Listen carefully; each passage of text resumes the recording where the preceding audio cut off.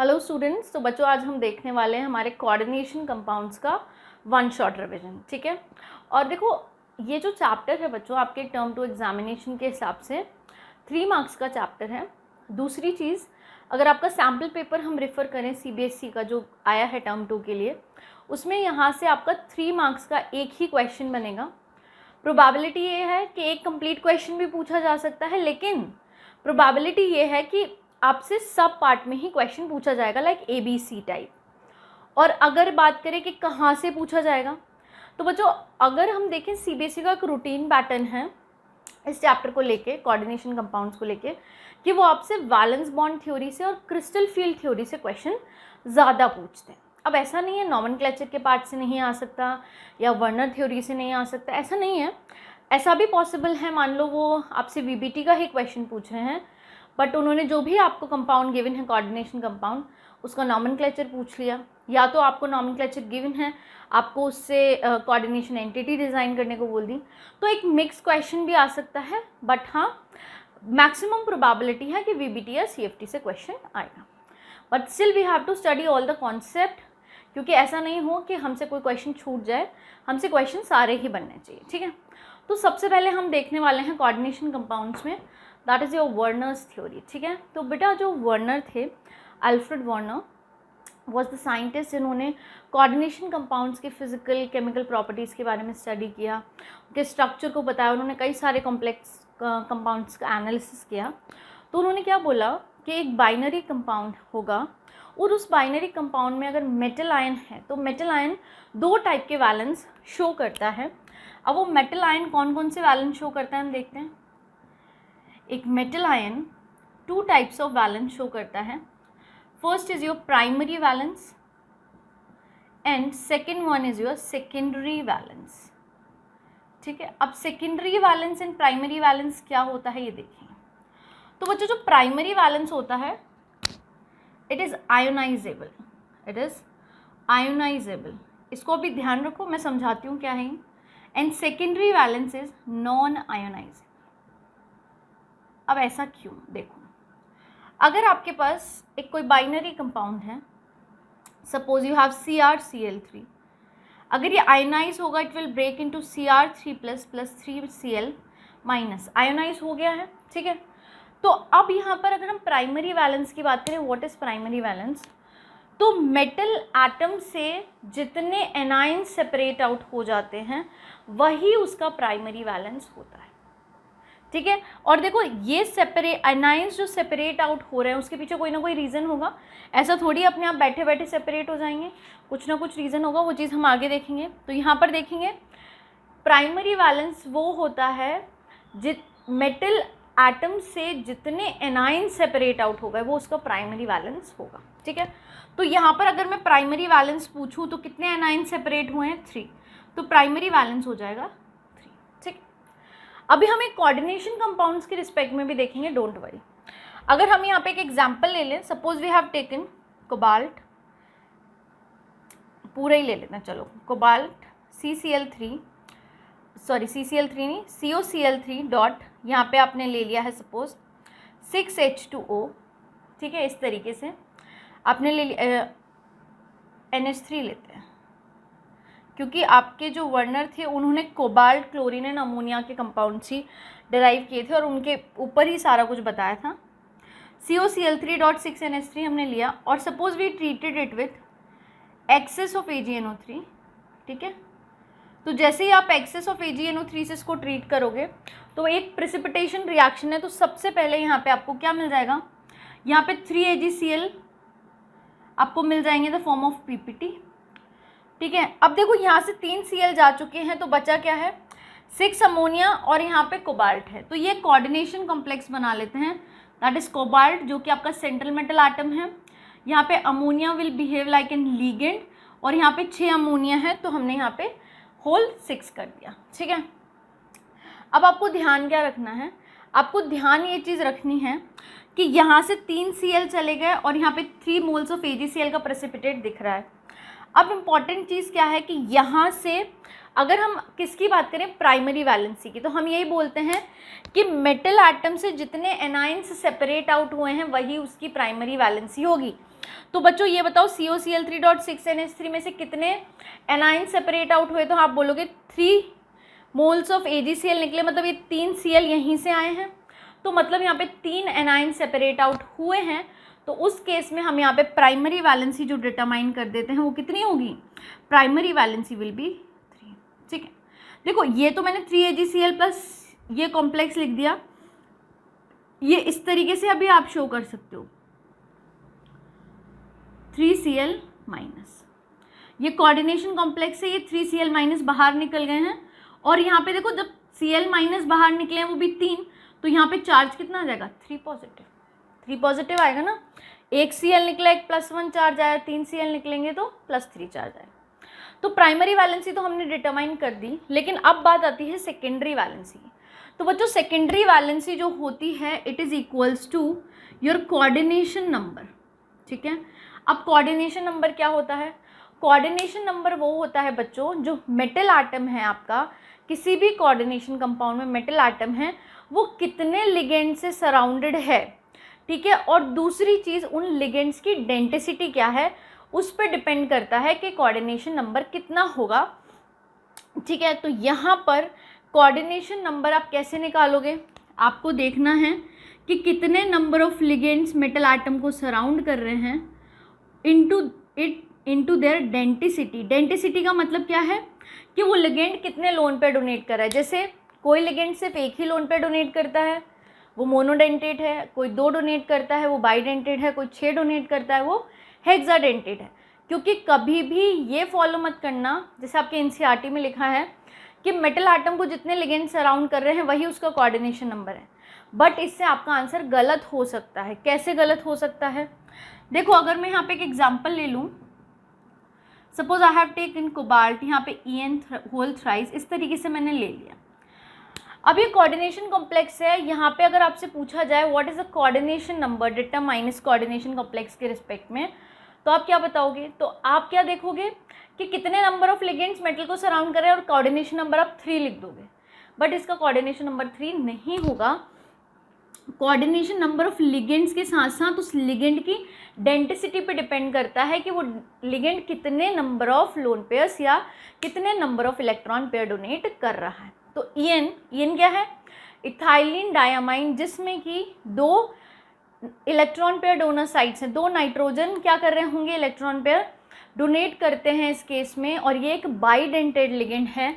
तो यहाँ पे कोऑर्डिनेशन नंबर क्या होगा? देखो नंबर ऑफ लिगेंड 3 और लिगेंड की जो डेंसिटी है, मतलब एक लिगेंड 2 लोन पेयर देता है, तो 3 × 2, तो यहाँ पे कोऑर्डिनेशन नंबर 6 होगा। ठीक है, तो सेकेंडरी वैलेंस समझ आया क्या होता है? अब देखो अगर इस कॉम्प्लेक्स के लिए सेकेंडरी वैलेंसी बतानी है तो क्या देखना है?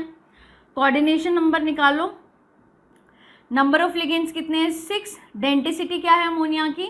1, मतलब ये एक अमोनिया एक ही लोन पे डोनेट करता है, तो कोऑर्डिनेशन नंबर बच्चों हो जाएगा 6।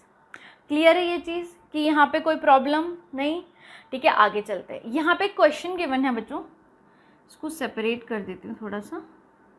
हाँ, यहाँ एक क्वेश्चन गिवन है, that is on the following observation made with aqueous solution assign secondary valences to the metal in the following compounds. ठीक है, ये आपके फॉर्मूलाज गिवन है और यहाँ मोल्स ऑफ AgCl प्रेसिपिटेट लिख देती हूँ मैं, ये भी गिवन होंगे क्वेश्चन में। ठीक है, सपोज यहाँ भी 2, यहाँ भी 2, तो यहाँ पे 2 मोल्स ऑफ AgCl का प्रेसिपिटेट कब बना होगा? जब इसने किससे रिएक्ट किया होगा? AgNO3 से, और इसने भी किससे रिएक्ट किया होगा? एक्सेस ऑफ AgNO3 से। यहाँ भी एक्सेस में लिया, यहाँ भी एक्सेस में। तो जैसे ही PtCl2.4NH3 का रिएक्शन हुआ AgNO3 से, और यहाँ वो बोल रहा है कि आपको 2 मोल्स ऑफ AgCl मिल रहे हैं, ये क्वेश्चन में गिवन होगा, ये भी क्वेश्चन में गिवन होगा और ये भी क्वेश्चन में गिवन होगा। आपको सिर्फ सेकेंडरी वैलेंसी बतानी है। अब यहाँ पे 2 मोल AgCl निकल गए हैं, तो यहाँ से दोनों Cl निकल गए, तो बच्चों जो कोऑर्डिनेशन कॉम्प्लेक्स आपके पास आएगा वो क्या होगा? PtNH3 इस तरीके से होगा। तो अगर आपसे सेकेंडरी वैलेंसी, और यहाँ पे 2+, आपसे अगर सेकेंडरी वैलेंसी पूछी जा रही है तो वो सेकेंडरी वैलेंसी आप कैसे बताओगे? आपको कोऑर्डिनेशन नंबर देखना होगा। कोऑर्डिनेशन नंबर कैसे देखते हो?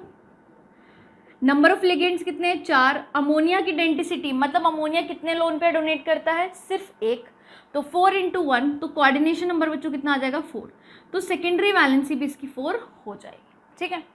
अब आप नेक्स्ट बात करो NiCl2.6H2O, इसका रिएक्शन आपने AgNO3 से कराया तो 2 मोल्स ऑफ AgCl आपको मिल रहे हैं। अब देखो यहाँ से दोनों Cl गए तो बचा क्या आपके पास, निकल और 6 वाटर के मॉलिक्यूल्स, तो यहाँ पे कोऑर्डिनेशन कॉम्प्लेक्स बनेगा निकल, और वाटर के मॉलिक्यूल्स कितने हैं 6, 2 Cl बाहर निकले तो इस पर आ जाएगा 2+ का चार्ज। अब देखो यहाँ पर सेंट्रल मेटल एटम को कितने लिगेंड सराउंड कर रहे हैं 6, ठीक है, और वो लिगेंड कैसे है, मोनोडेंटेड या मोनोडेंटेड या यूनिडेंटेड लिगेंड बोलते हैं। तो यहाँ पे क्या होगा, कोऑर्डिनेशन नंबर कैसे निकालते हो, नंबर ऑफ लिगेंड कितने हैं 6, और ये एक वाटर का मॉलिक्यूल सिर्फ एक ही लोन पे डोनेट करता है, ये मोनोडेंटेड लिगेंड है, तो यहाँ पे क्या हो जाएगा 6 × 1 = 6, तो कोऑर्डिनेशन नंबर भी कितना आ जाएगा 6। आप चाहते तो यहाँ प्राइमरी वैलेंसी भी डिटरमाइन कर सकते हो। मेटल एटम से कितने आयन सेपरेट आउट हुए हैं, 2 आयन सेपरेट आउट हुए हैं, तो उसकी प्राइमरी वैलेंसी कितनी हो जाएगी 2। कैसे, यहाँ से 2 Cl निकले तो 2 Cl निकल गए तो प्राइमरी वैलेंसी 2 हो गई, यहाँ से भी 2 Cl ही निकल रहे हैं तो प्राइमरी वैलेंसी कितनी हो गई 2 हो गई। मान लो यहाँ से 1 Cl आयनाइज होकर बाहर निकलता और AgCl बनाता तो प्राइमरी वैलेंसी 1 हो जाती, ठीक है। तो ये आपकी वर्नर्स थ्योरी का कॉन्सेप्ट था, शॉर्ट में रिवाइज कर रहे हैं ना, याद रखना, हम यहाँ पढ़ नहीं रहे हैं, हम रिवाइज कर रहे हैं। You already know the things, only just we are revising here, ठीक है। तो ये चीज़ दिमाग में रखना। और अगर किसी बच्चे को सेटिस्फैक्शन नहीं आता है या कोई बच्चा सिर्फ 1 शॉट से ही पढ़ के एग्ज़ाम देना चाहता है, तो नो डाउट 1 शॉट में सारी चीज़ें मैं समझा रही हूँ, आपको समझ में आएंगी, लेकिन अगर कहीं पे भी प्रॉब्लम आती है then follow main lectures, and उन मेन लेक्चर्स में सब कुछ बहुत डिटेल में पढ़ाया गया, ठीक है।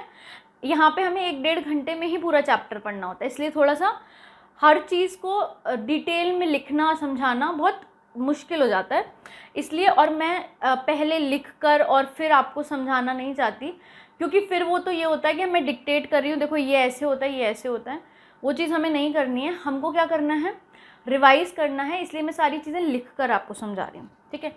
नेक्स्ट हम समझेंगे double salt and complex salt. देखो बच्चों, डबल सॉल्ट क्या होते हैं, डबल सॉल्ट वो सॉल्ट होते हैं which completely ionizes in their cationic and anionic form in aqueous medium, ठीक है। तो जैसे यहाँ पे हम देख लें कार्नेलाइट, एग्जाम्पल हम ले रहे हैं कार्नेलाइट। कार्नेलाइट हमने लिया है, ये होता है KCl.MgCl2.6H2, ठीक है। अगर ये क्या होगा, आयनाइज होगा तो it will break out into K+, Cl- plus Mg2+ plus 2Cl-, और साथ ही यहाँ वाटर डायरेक्टली लिख देती हूँ, no doubt water is also ionise, it is a polar molecule and it will break out into H+ and OH- ions, ठीक है। तो यहाँ पर आपको देखना क्या है, ये जो कार्नेलाइट था ये एक ऐसा सॉल्ट था जो कम्प्लीटली डिसोसिएट हो गया। देखो KCl है और MgCl2 है, जब आपने इनको एक्वस मीडियम से ट्रीट किया तो they are completely ionisable, so दो salts which completely ionise are known as double salt, ठीक है। तो यहाँ पर लिख लेंगे कम्प्लीटली आयोनाइज्ड, क्लियर ये चीज़, ठीक है। अब हमें नेक्स्ट बात करनी है कॉम्प्लेक्स सॉल्ट की, जिनसे हम डील करने वाले हैं। ऐसे सॉल्ट्स जो कि एक्वस मीडियम से ट्रीट करने पे कम्प्लीटली डिसोसिएट नहीं होते हैं, those are your complex salts, ठीक है। तो यहाँ पे हम देखते हैं, suppose I have taken an example K4FeCN6, अगर हम इसको एक्वस मीडियम से ट्रीट करेंगे so it will break out into 4K+, और साथ ही आपको क्या मिल जाएगा FeCN6 या 4-, ठीक है। तो यहाँ पर देखो, जब K4FeCN6 type of compound is ionised तो वो टूट रहा है 4K+ एंड FeCN6 4- में, तो यहाँ पर क्या कंप्लीट डिसोसिएशन देखने को मिल रहा है, नहीं।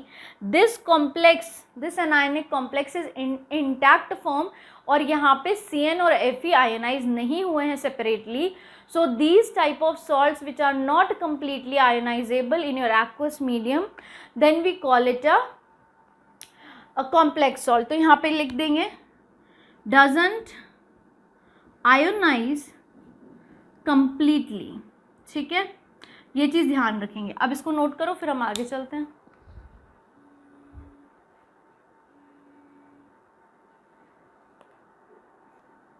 सो स्टूडेंट्स अब हम कुछ टर्म्स सीखेंगे जो कि बहुत इंपॉर्टेंट है इस चैप्टर के रिस्पेक्ट में, ठीक है। हम सबसे पहले फर्स्ट टर्म जो सीखेंगे that is your coordination compound. Coordination complex या कोऑर्डिनेशन कंपाउंड हम बोलते किसको हैं, आप देख के समझोगे या नहीं समझोगे उस पर डिपेंड करता है, ठीक है। यहाँ पर देखो इस तरीके से आपको कोई भी कॉम्प्लेक्स देखने को मिल जाए, जैसे कि यहाँ पे लिखा हुआ है CO, ठीक है, और यहाँ पे लिखा हुआ है Cl2.NH3 होल यहाँ पे 4 और बाहर लिखा हुआ है आपके पास Cl। इस तरीके से अगर आपको इस तरीके का कॉम्प्लेक्स देखने को मिले तो आपको सीधा बोल देना है it is a coordination compound. कैसे? इस कोऑर्डिनेशन कंपाउंड में ये जो पार्ट है this cobalt, this is your central metal atom, ये क्या है? सेंट्रल मेटल एटम है। यहाँ पे Cl और अमोनिया किसकी तरह बिहेव कर रहे हैं? दीज आर योर लीगेंड्स, ठीक है, दीज आर योर लीगेंड्स, ठीक है। और यहाँ पे ये जो Cl लगा हुआ है it is behaving like in counter ion, किसकी तरह बिहेव कर रहा है? काउंटर आयन की तरह बिहेव कर रहा है, ठीक है। तो कोबाल्ट आपका सेंट्रल मेटल एटम है, Cl आपका लिगेंड है, और यहाँ पे Cl and ammonia both these are your ligands, and Cl जो ब्रैकेट के बाहर लिखा हुआ है काउंटर आयन होता है। अगर आपको इस तरीके से एक और एग्जांपल ले लूँ मैं, K4FeCN6, ठीक है, तो यहाँ पे ये पोटाशियम क्या है? This is your counter ion, this is your counter ion, ठीक है। और काउंटर आयन का काम क्या होता है? To balance the charge, charge balance करने के लिए, कोऑर्डिनेशन एंटिटी का चार्ज बैलेंस करने के लिए काउंटर आयन लगाते हैं, ठीक है। तो यहाँ पर देखो ये जो Fe है this is your central metal atom, ठीक है, और यहाँ पे जो Cn है, ठीक है, cyan O group, that is your ligand. Clear है ये चीज़? अब देखो central metal atom and ligand के बीच में क्या रिलेशन है बच्चों। जो सेंट्रल मेटल एटम है इट behaves like an Lewis acid, it behaves like an Lewis acid. और लुईस एसिड का काम क्या होता है? लुईस एसिड कौन होते हैं? जो कि आपके लोन पेयर एक्सेप्टर्स होते हैं। कौन होते हैं? लोन पेयर एक्सेप्टर्स, ठीक है। अब बात करते हैं लिगेंड्स की, तो लिगेंड्स किसकी तरह बिहेव करते हैं? They behave like an Lewis base. Lewis base का काम क्या होता है? लोन पेयर डोनेट करने का, तो हम इनको नाम देते हैं these are your lone pair donors. कौन है ये हैं आपके लोन पेयर डोनर्स। क्लियर है ये चीज़? तो central metal atom Lewis acid होते हैं जो कि लोन पेयर एक्सेप्ट करते हैं। अब एक और इम्पॉर्टेंट चीज़ क्या है, कभी सुना है कि metal atom lone pair accept कर रहा है या इलेक्ट्रॉन्स एक्सेप्ट कर रहा है? नहीं सुना होगा, क्योंकि जनरली हम बात करते हैं metals have the tendency to lose electron rather to accept electron, ठीक है। But in the case of coordination compounds central metal atom क्या करता है? लोन पेयर एक्सेप्ट करने की टेंडेंसी रखता है।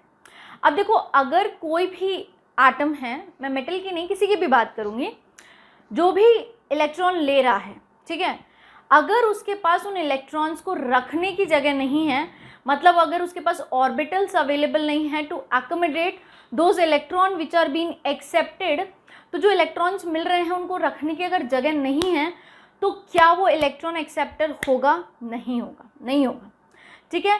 तो यहाँ पर central metal atom electron pair acceptor की तरह क्यों बिहेव कर रहे हैं? क्योंकि बच्चों आप एक चीज़ कॉमन देखना, चाहे आप ये कोबाल्ट इसको देख लो, चाहे आप यहाँ Fe इसको देख लो, या आप जितने भी कॉम्प्लेक्सेस देखोगे आपके इस चैप्टर में, मोस्ट ऑफ द कॉम्प्लेक्सेस में जो सेंट्रल मेटल एटम होता है वो आपका डी ब्लॉक मेटल है या डी ब्लॉक एलिमेंट है। ये Fe भी क्या है? आपका डी ब्लॉक एलिमेंट। और बच्चों हमें पता है डी ब्लॉक एलिमेंट्स जो होते हैं उनके पास क्या होती है? उनका जो डी ऑर्बिटल होता है it is partially filled, it is partially filled, और we can say half filled और पार्शियली फिल्ड, ठीक है। या फिर हम बोल सकते हैं स्कैंडियम के केस में तो एम्प्टी भी होता है। और जिंक को हम ट्रांजिशन एलिमेंट क्यों नहीं मानते हैं? क्योंकि उसका डी ऑर्बिटल पार्शियली फिल्ड नहीं होता, उसको हम सूडो ट्रांजिशन एलिमेंट बोल देते हैं। तो यहाँ पर इंपॉर्टेंट चीज़ क्या है कि जो आपके डी ब्लॉक के मेटल्स हैं वो डी ब्लॉक के मेटल्स के पास अवेलेबिलिटी ऑफ डी ऑर्बिटल्स होती है, और जो भी लिगेंड से लोन पेयर वो ले रहे हैं वो उनको अपने डी ऑर्बिटल्स में क्या कर लेते हैं? एकोमोडेट कर लेते हैं। क्लियर है ये चीज़? तो यहाँ पर देखो central metal atom lone pair acceptor की तरह बिहेव करता है and ligands behave like an loan pair donors. तो यहाँ पर हो क्या रहा है, सेंट्रल मेटल एटम को इलेक्ट्रॉन पेयर कौन डोनेट करता है, लिगेंड डोनेट करता है। ठीक है, इलेक्ट्रॉन पेयर कौन डोनेट कर रहा है, लिगेंड। सेंट्रल मेटल एटम को इलेक्ट्रॉन पेयर डोनेट करता है और इलेक्ट्रॉन पेयर डोनेशन से जो बॉन्ड का फॉर्मेशन होता है बच्चों, उसको हम क्या बोलते हैं, कोऑर्डिनेट बॉन्ड। कौन सा बॉन्ड है ये, कोऑर्डिनेट बॉन्ड। क्लियर है ये चीज़, ये सारी बातें समझ आ रही हैं। अब देखो बात कर लेते हैं काउंटर आयन की कि काउंटर आयन क्या करता है।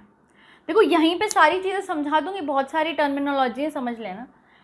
काउंटर आयन का काम क्या है, काउंटर आयन बेसिकली जो भी स्क्वायर ब्रैकेट के अंदर जो भी आपका ये कोऑर्डिनेशन एंटिटी है, इसको हम कोऑर्डिनेशन एंटिटी बोलते हैं या कोऑर्डिनेशन स्फीयर भी बोलते हैं, और दोनों में कोई ज़्यादा फर्क नहीं है। कोऑर्डिनेशन एंटिटीज, कोऑर्डिनेशन स्फीयर एक ही बात है। ठीक है, तो जो भी इस कोऑर्डिनेशन एंटिटी पे चार्ज है उसको बैलेंस करने के लिए काउंटर आयन लगता है। काउंटर आयन क्या कर रहा है, balancing the charge of your coordination entity. ठीक है, तो यहाँ पर देखो एक Cl लगा हुआ है और एक Cl के पास कौन सा चार्ज होता है, -1। पक्का यहाँ पे +1 रहा होगा, तभी यहाँ एक Cl है जो कि इस +1 चार्ज को बैलेंस कर रहा है। मान लो अगर यहाँ Cl2 होता इन केस, तो यहाँ पे कितने चार्ज को बैलेंस कर रहे होते, वो +2 चार्ज को। मान लो अगर 3 Cl होते तो यहाँ पे कोऑर्डिनेशन एंटिटी पे चार्ज होता +3। तो आपको ये चीज़ समझनी है कि जो कोऑर्डिनेशन काउंटर आयन है, it is attach to balance the charge of the coordination entity. तो यहाँ पर लिखेंगे इट बैलेंसेस द चार्ज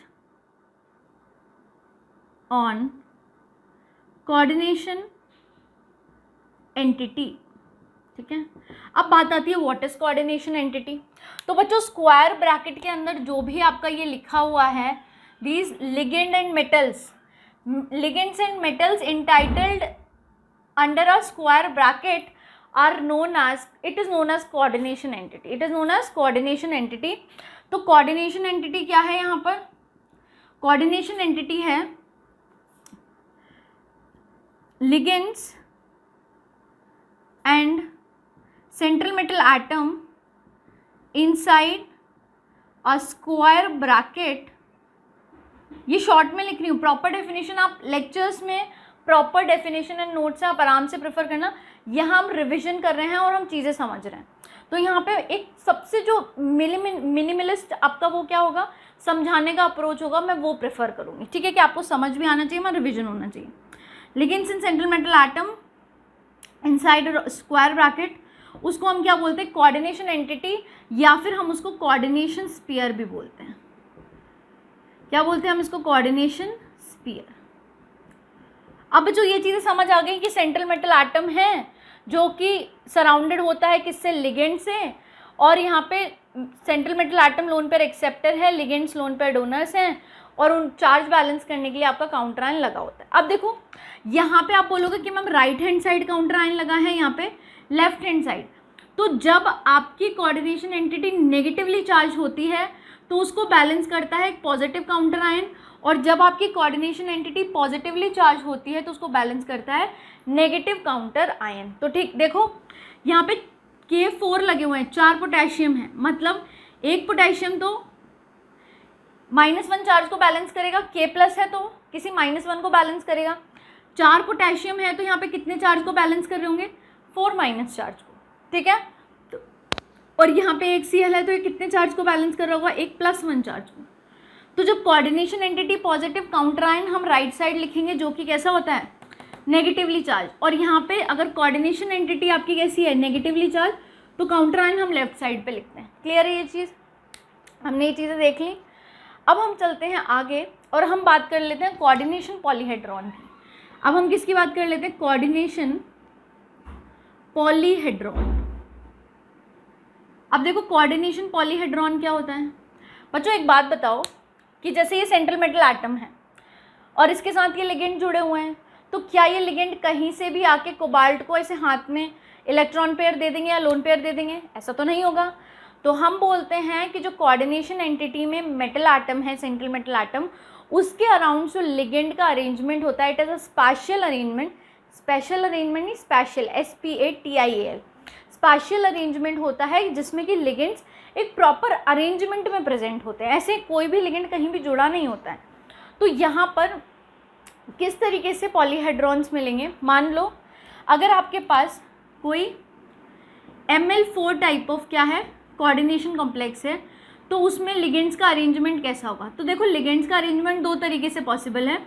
एक तो पॉसिबल है कि ये स्क्वायर प्लेनर अरेंजमेंट में अरेंज हो, इस तरीके से मेटल टू लिगेंड, इस तरीके से ये स्क्वायर प्लेनर अरेंजमेंट हो, या फिर अगर 4 लिगेंड है और सेंट्रल मेटल एटम है तो यहाँ पे टेट्राहेड्रल अरेंजमेंट भी पॉसिबल है इस तरीके से। क्लियर है ये चीज़। और ये एरो क्या साइन दिखा रही है, लिगेंड मेटल को लोन पेयर दे रहा है, ठीक है। अब अगर आपके पास, ये तो फर्स्ट बात कर ली, मान लो आपके पास ML5 टाइप का कोई कोऑर्डिनेशन कॉम्प्लेक्स कंपाउंड होता तो वहाँ पर कैसा अरेंजमेंट होता, लिगेंड्स का around your central metal atom. तो यहाँ पर देखो ये मेटल है, ये 5 लिगेंड है, ठीक है। तो यहाँ पर देखो ये आपका मेटल हो गया, या तो ट्राइगोनल बाइपिरामिडल आपका क्या होगा, ट्राइगोनल बाइपिरामिडल ज्योमेट्री पॉसिबल है, या तो फिर स्क्वायर पिरामिडल ज्योमेट्री पॉसिबल है। तो स्क्वायर पिरामिडल बता देती हूँ पहले मैं, इस तरीके से स्क्वायर पिरामिडल ज्योमेट्री पॉसिबल है, ठीक है। यहाँ लिगेंड, यहाँ लिगेंड, यहाँ ligand, this is square pyramidal. और नेक्स्ट हम देखें इसी अरेंजमेंट में एक और ज्योमेट्री पॉसिबल है, और ये हमें सब हाइब्रिडाइजेशन से पता चलता है, ठीक है, ये ध्यान रखेंगे। अब यहाँ पर देखो, यहाँ पर दूसरा अरेंजमेंट है ट्राइगोनल बाइपिरामिडल। तो ये लिगेंड, यहाँ लिगेंड, यहाँ लिगेंड, यहाँ लिगेंड, यहाँ लिगेंड, ये सॉरी ये हमने ऑक्टाहेड्रल बना दिया, एक मिनट। ये आपका लिगेंड, यहाँ पे आपका लिगेंड, एरो हेड बनाएंगे, यहाँ पे आपका लिगेंड, यहाँ पे आपका लिगेंड, और यहाँ पर आपका लिगेंड। ये हो गया आपका, this is your trigonal bipyramidal, ठीक है। तो यहाँ पे ज्योमेट्री का नाम लिख देंगे ट्राइगोनल बाइपिरामिडल, ठीक है।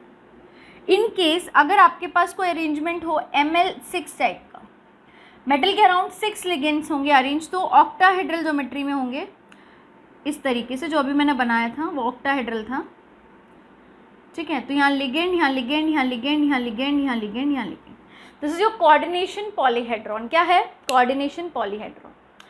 अब एक चीज़ और आपको ध्यान रखनी है जो कि है ऑक्सीडेशन नंबर, ठीक है। ऑक्सीडेशन नंबर भी हम यहीं बात कर लेते हैं।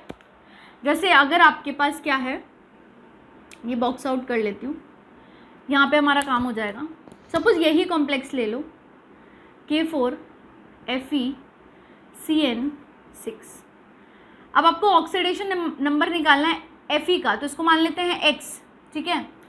Cn कितने हैं आपके पास, 6 हैं। एक Cn पे -1 चार्ज, तो 6 पे होगा -1 × 6 इक्वल्स टू ओवरऑल चार्ज। बताओ कैसे बताओगे। देखो बच्चों, यहाँ पे पोटेशियम लगा है, पोटेशियम खुद होता है पॉजिटिव, तो क्या ये पॉजिटिव को बैलेंस करने के लिए आएगा, नहीं, ये नेगेटिव को बैलेंस करने के लिए आया है। और 4 पोटेशियम आए हैं, मतलब इस पर फॉर श्योर 4 माइनस चार्ज होगा। तो यहाँ पे 4 माइनस ले लेंगे, यहाँ सॉरी -4 ले लेंगे, ठीक है। तो यहाँ पे क्या हो जाएगा, x इक्वल्स टू -4, -6 वहाँ गया तो +6 इक्वल्स टू +2 आपका ऑक्सीडेशन स्टेट आ जाएगा विथ रिस्पेक्ट टू Fe, ठीक है। आप चाहो तो इसके रिस्पेक्ट में ऑक्सीडेशन नंबर निकाल लो। कैसे, कोबाल्ट को मान लो x, ठीक है। Cl2, एक Cl पे -1 चार्ज, तो 2 पे × 2। अमोनिया पे चार्ज होता है 0, तो 4 लिगेंड हो चाहे 40 लिगेंड हो, चार्ज 0 है तो 0 ही रहेगा। ओवरऑल चार्ज कैसे बताओगे, एक Cl है, देखो अभी तो ये मैंने शुरू में बताया हुआ था, एक Cl है, ये Cl खुद माइनस होता है, तो फॉर श्योर कोऑर्डिनेशन एंटिटी कैसी होगी, पॉजिटिव होगी। तो एक Cl जुड़ा है मतलब +1 चार्ज होगा। तो यहाँ पर देखो सॉल्व करेंगे इसको, तो x इक्वल्स टू क्या हो जाएगा, +1, यहाँ पे -2 वहाँ गया तो हो जाएगा +2, तो यहाँ पे चार्ज कितना आ जाएगा, +3। तो कोबाल्ट पे ऑक्सीडेशन स्टेट होगा +3, यहाँ हमने निकाला +2। तो हमने क्या क्या सीखा, हमने सीखा स्क्वायर ब्रैकेट के अंदर जो भी आपका मेटल और लिगेंड का जो भी एंटिटी है उसको हम बोलते हैं, स्क्वायर ब्रैकेट के अंदर जो भी मेटल लिगेंड्स प्रेजेंट हैं उनको कलेक्टिवली हम कोऑर्डिनेशन एंटिटी या कोऑर्डिनेशन स्पेयर बोलते हैं। हमने सेंट्रल मेटल एटम समझा जो कि लोन पेयर एक्सेप्टर है। हमने आपके लिगेंड देखे जो कि क्या है, लोन पेयर डोनर्स हैं। और हमने क्या देखा, काउंटर आयन देखा। हमने कोऑर्डिनेशन पॉलीहेड्रॉन समझा है। हमने ऑक्सीडेशन नंबर भी देख लिया, ठीक है। अब इसी में एक और चीज़ बता देती हूँ कि देखो ये जो कॉम्प्लेक्स है, ये वाला कॉम्प्लेक्स है, इसमें दो टाइप के लिगेंड है, एक ये लिगेंड है और एक ये लिगेंड है, मतलब अमोनिया भी है और Cl भी है। तो एक से ज़्यादा अगर लिगेंड प्रेजेंट होते हैं तो हम उनको हेटेरोलेप्टिक कॉम्प्लेक्स बोलते हैं, ठीक है। एक से ज़्यादा टाइप के लिगेंड अगर प्रेजेंट हैं कोऑर्डिनेशन कंपाउंड में तो वो हेटेरोलेप्टिक कॉम्प्लेक्स होगा। और अगर किसी कॉम्प्लेक्स में सिर्फ एक ही टाइप का लिगेंड है, जैसे कि यहाँ पर Cn है, अभी कोई ये मत बोलना पोटेशियम भी तो है, भैया वो काउंटर आयन है, वो लिगेंड नहीं है, ठीक है। तो यहाँ सेम टाइप ऑफ लिगेंड है 6 और यहाँ पे कोई भी अदर देन Cn कोई भी लिगेंड नहीं है। Fe क्या है, सेंट्रल मेटल एटम, तो यहाँ पर हम इसको बोलेंगे this is your homoleptic complex. ये क्या है आपका होमोलेप्टिक कॉम्प्लेक्स है। इसमें सेम टाइप ऑफ लिगेंड है, जबकि यहाँ पे more than one different type of ligands are present. Clear है ये चीज़? तो यहाँ पर ये आपको ध्यान रखना है, तो यहाँ पर लिख लो सेम टाइप ऑफ लिगेंड अगर प्रेजेंट है तो होमोलेप्टिक कॉम्प्लेक्स, और हेटेरोलेप्टिक कॉम्प्लेक्स में क्या लिखोगे, different type of ligand. Clear है ये चीज़? तो इसको नोट करो, फिर हम आगे चलते हैं। बच्चों हम स्टार्ट करेंगे नॉमेनक्लेचर। नॉमेनक्लेचर में आपको कुछ नेमिंग्स आनी चाहिए, इसके बाद हम रूल्स की तरफ चलेंगे, ठीक है। तो सबसे पहले हम इनिशिएट कर रहे हैं नॉमेनक्लेचर। कोऑर्डिनेशन कंपाउंड्स की नेमिंग को हम नॉमेनक्लेचर बोलेंगे यहाँ, ठीक है। तो बच्चों यहाँ पे मैंने कुछ लिगेंड्स के मॉलिक्यूलर फॉर्मूलाज लिखे हुए हैं। तो यहाँ पर हमें इनकी नेमिंग देखना है कि कोऑर्डिनेशन कंपाउंड में आप किस तरीके से इनकी नेमिंग करोगे। तो बच्चों लिगेंड्स को हम दो टाइप से पढ़ते हैं, दो टाइप से क्लासीफाई करते हैं। कैसे? एक तो on the basis of charge, on the basis of charge कि क्या चार्ज है आपके लिगेंड पे, तो उस बेसिस पे ये तीन टाइप के होते हैं, positive charge ligands, negatively charge ligands and your neutral ligands, ठीक है। और अगर हम बात करें किसकी, on the basis of, next हम इनको क्लासीफाई करते हैं on the basis of denticity, मतलब कि जो भी लिगेंड है वो कितने लोन पे डोनेट करने की टेंडेंसी रखता है, उसके बेसिस पे हम इसे डेंटिसिटी के बेसिस पे तीन टाइप में क्लासीफाई करते हैं।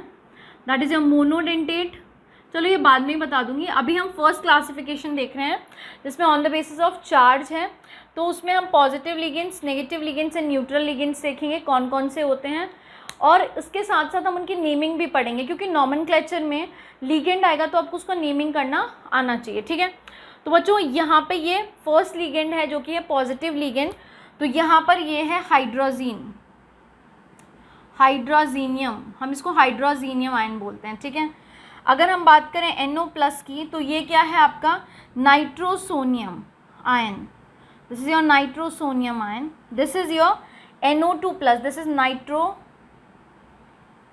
नाइट्रोनियम। एक मिनट रुको, ठीक है, हाँ ये हो गया। फिर न्यूट्रल लिगेंड्स देख लेते हैं। वाटर पे कोई चार्ज नहीं होता है, इसको हम बोलते हैं एक्वा नेमिंग में, ठीक है। कार्बोनिल पे भी कोई चार्ज नहीं होता है, इसको हम बोलते हैं carbonyl in in coordination complex naming, ठीक है। ये है, इसको, ये अमोनिया है लेकिन हम इसको क्या बोलते हैं, अमाइन बोलते हैं, अमीन, ये अमीन बोलते हैं इन the case of coordination compounds naming. NO ये क्या है, नाइट्रोसिल, दिस योर नाइट्रोसिल, ठीक है। इन पे कोई भी चार्ज नहीं होता है। अब आते हैं आपके नेगेटिव लिगेंड जो कि मेजर क्वांटिटी में दिख रहे होंगे आपको, और यहाँ से ही मैक्सिमम कोऑर्डिनेशन कंपाउंड्स आपको देखने को मिलेंगे। जैसे ये Cn- है, ये वैसे साइनाइड है तो इसको या तो साइनो बोलो या फिर साइनाइडो भी नॉमेनक्लेचर में यूज़ करते हैं। अब देखो ध्यान रखना, अगर आपको आइड गिवन है तो आपको उसको आइडो में बदल देना है, अगर आपके पास आइट गिवन है तो आपको उसको आइटो में बदल देना है, और आपके पास 8 है तो आप उसे एटो में बदल देना है। मतलब साइनाइड तो साइनाइड को आइडो कर दो, साइनाइडो। आइसोसाइनाइड तो आइसोसाइनाइडो या आइसोसाइनो, ठीक है। तो यहाँ पे आइसोसाइनो भी यूज़ कर सकते हो और आइसोसाइनाइडो भी यूज़ कर सकते हो, दोनों ही सही है।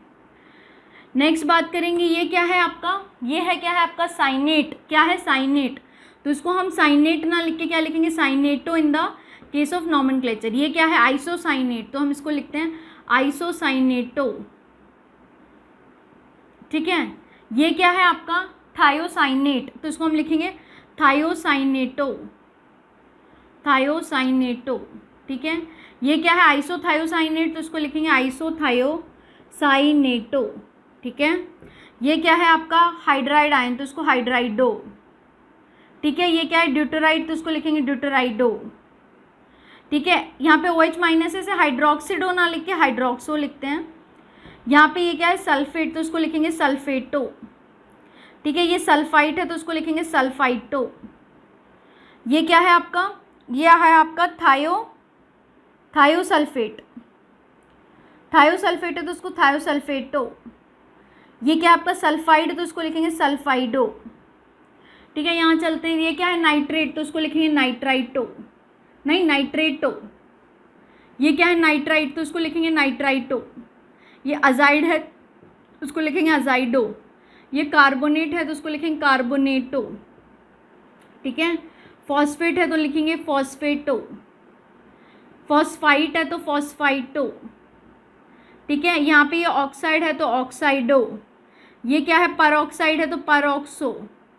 ये सुपर ऑक्साइड है, तो इसको सुपर ऑक्सो। F माइनस है, तो इसको क्या लिखेंगे फ्लोरो या फ्लोरिडो भी लिख सकते हैं। ये Cl है, तो इसको क्लोरो या क्लोरिडो भी लिख सकते हैं। ऐसे ब्रोमीन होगा तो ब्रोमो ब्रोमिडो, या आयोडो है तो आयोडो, या आयोडीन है I माइनस है तो आयोडो आइडिडो, आप इस तरीके से लिख सकते हो। तो आप इनको नोट करो, फिर हम आगे चलते हैं। सो बच्चों अब चलते हैं नेक्स्ट क्लासिफिकेशन पे, ठीक है। जो हमने सेकेंड देखना था, that is on the basis of denticity, on the basis of denticity. Denticity के बेसिस पे हम लिगेंड्स को 3 टाइप में क्लासिफाई करते हैं। पहला है आपका मोनोडेंटेट लिगेंड, डेंटेट लिगेंड, ठीक है। सेकेंड है आपका polydentate ligand, ligand, and third one is your ambidentate ligand.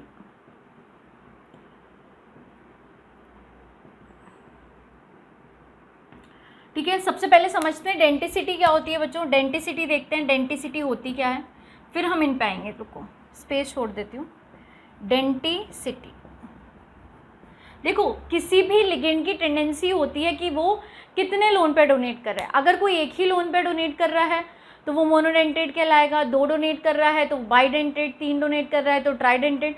मतलब जो जितने लोन पे डोनेट करेगा लिगेंड, उसको हम उस कैटेगरी में रखते हैं और उसकी हम वो पर्टिकुलर डेंटिसिटी बोलते हैं। जैसे अगर कोई मोनोडेंटेट लिगेंड है, 1 लोन पेयर दे रहा है तो उसकी डेंटिसिटी 1 होगी। कोई 2 लोन पेयर डोनेट कर रहा है तो उसकी डेंटिसिटी 2 होगी। कोई 6 लोन पेयर डोनेट कर रहा है तो उसकी डेंटिसिटी 6 होगी। तो यहाँ पर आप सिंपल लिखेंगे number of lone pair donated by an ligand is its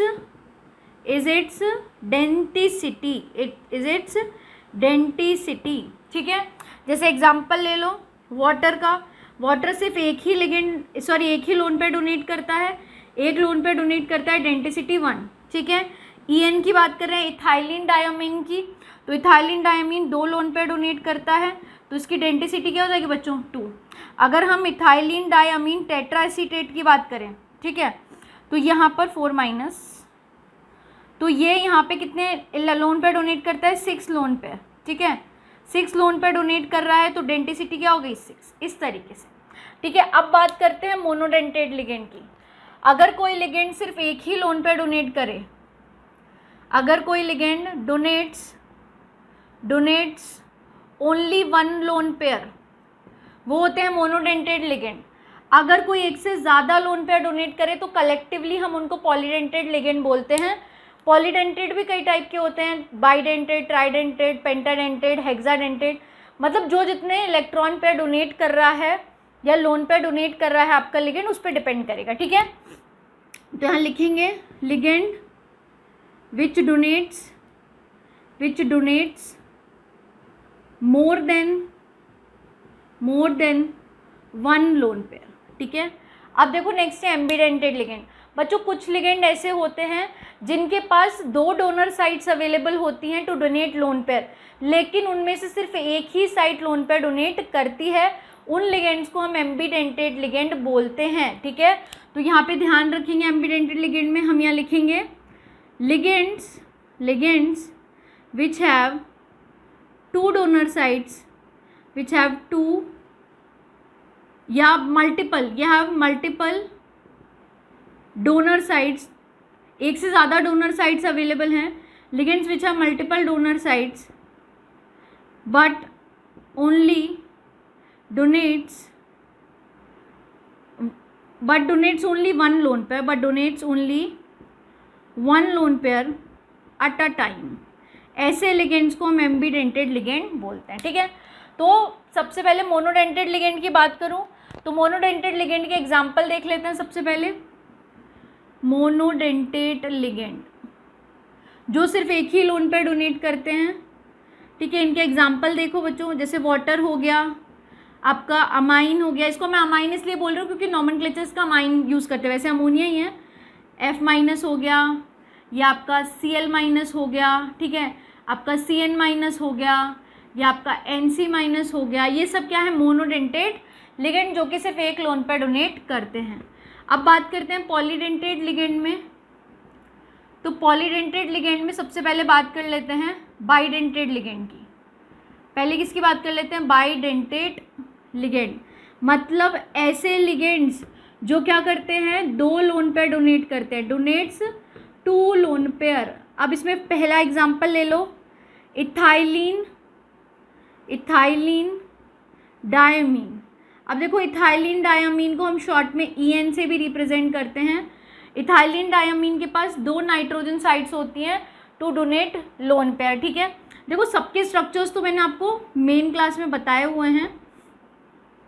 तो यहाँ पे ये हो जाएगा NH2, यहाँ पे ये हो जाएगा NH2। इसके पास 2 लोन पेयर अवेलेबल होते हैं, एक इंडिविजुअल नाइट्रोजन पे एक लोन पेयर है और दोनों ही डोनेट करते हैं, तो वहाँ पर इसको हम बाइडेंटेड लिगेंड बोलते हैं। ठीक है, अगर आप बात करो C2O4 2- की, ये क्या है आपका ऑक्जेलेटो के पास भी क्या होती है, 2 ऑक्सीजन के पास क्या होती हैं, अवेलेबिलिटी होती है, और यहाँ पे लोन पेयर डोनेशन 2 ऑक्सीजन से देखने को मिलता है। ठीक है, ऑक्जेलेटो हो गया। ग्लाइसिनेट की बात कर लो, ग्लाइसिनेट कैसा होता है बच्चों, सबको पता है क्या? यहाँ पे कार्बन, यहाँ पे डायरेक्टली लिख देती हूँ मैं, CH2 NH2 नाइट्रोजन के पास लोन पेयर, और साथ ही CO-, यहाँ से भी डोनेशन हो सकता है ऑक्सीजन से और नाइट्रोजन से भी। ठीक है, तो ये हो गया आपका ग्लाइसिनेट हो गया। ठीक है, नेक्स्ट हम बात कर लेते हैं किसकी, हेक्साडेंटेड लिगेंड की, जो कि इंपॉर्टेंट है, सिर्फ वही करा रही हूँ, सारे नहीं करा रही हूँ। सारे मैंने ट्राई, टेट्रा, पेंटा सब कराए हुए हैं आपके डिटेल लेक्चर में, जो एग्जाम में पूछा जाएगा वो मैं यहाँ करा देती हूँ। ठीक है, हेक्साडेंटेड में जो सबसे बेस्ट एग्जाम्पल है दैट इज EDTA 4-, इसका नाम होता है इथाइलिन डायमाइन टेट्रा एसीटेट। अब देखो बच्चों ये कैसा होता है, यहाँ नाइट्रोजन है, यहाँ CH2 है, यहाँ CH2 है, यहाँ नाइट्रोजन, इस पे लोन पेयर, यहाँ पे इसके साथ एसीटेट जुड़ा हुआ है, एसीटेट आयन CO-, यहाँ पे CH2 COO-, यहाँ पर भी CH2 CO-, यहाँ पर भी CH2 CO-। देखो इथाइलिन डायमीन टेट्रा 4 एसीटेट, ठीक है, ये आपके हेक्साडेंटेट का एग्जाम्पल है। कैसे, यहाँ पर देखो 2 nitrogen lone pair donor sites हैं, ठीक है, और यहाँ पे 4 oxygen lone pair donor sites हैं। टोटल 6 लोन पेयर डोनेट करते हैं। इथाइलिन डायमीन टेट्रा एसीटेट जो लिगेंड है वो 6 लोन पेयर डोनेट करता है, और इसकी डेंटिसिटी जो होती है, इसकी डेंटिसिटी क्या होती है, इसकी डेंटिसिटी 6 होती है। ऑक्जेलेटो की क्या होती है, इसकी होती है 2। ग्लाइसिनेट की भी क्या कितनी होती है, 2। इथाइलिन डायमीन की भी डेंटिसिटी क्या होती है, 2। ठीक है, तो इस तरीके से पॉलीडेंटेड लिगेंड हमने देखा। अब हमें नेक्स्ट देखना है एम्बीडेंटेड लिगेंड, यहीं बता देती हूँ, एम्बी, या फिर मैं यहाँ क्यों यहीं बता देती हूँ। ऐसे लिगेंड्स जो कि क्या करते हैं, जिनके पास मल्टीपल डोनर साइट्स अवेलेबल हैं, लेकिन एट अ टाइम एक ही साइट से डोनेशन देखने को मिलता है। एग्जाम्पल ले लो, मेटल है, और एग्जाम्पल ले लो यहाँ पे नाइट्राइटो का, किसका, नाइट्राइटो का। यहाँ पे क्या कर रहा है, नाइट्रोजन लोन पेयर डोनेट कर रहा है, क्या कर रहा है, नाइट्रोजन लोन पेयर डोनेट कर रहा है। यहाँ पे ऑक्सीजन पे माइनस है, ठीक है, तो हम इसको नाम क्या देंगे, नाइट्राइटो, NO2 माइनस है ना, तो नाइट्राइटो N लिखते हैं। अगर यहाँ पे ऑक्सीजन डोनर साइट होता, यहाँ पे अगर ऑक्सीजन डोनर साइट होता इस तरीके से, तो यहाँ पर हम क्या लिखते हैं, यहाँ पर हम लिखते नाइट्राइटो O, नाइट्राइटो ही है, देखो NO2 ये है, NO2 ये है, यहाँ पे नाइट्रोजन लोन पेयर दे रहा है और यहाँ पे ऑक्सीजन दे रहा है लोन पेयर, तो यहाँ पे नाइट्राइटो O लिखेंगे, ठीक है।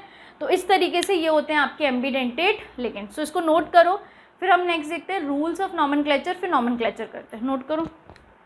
तो बच्चों अब हम देखते हैं आपके नॉमेनक्लेचर के कुछ रूल्स।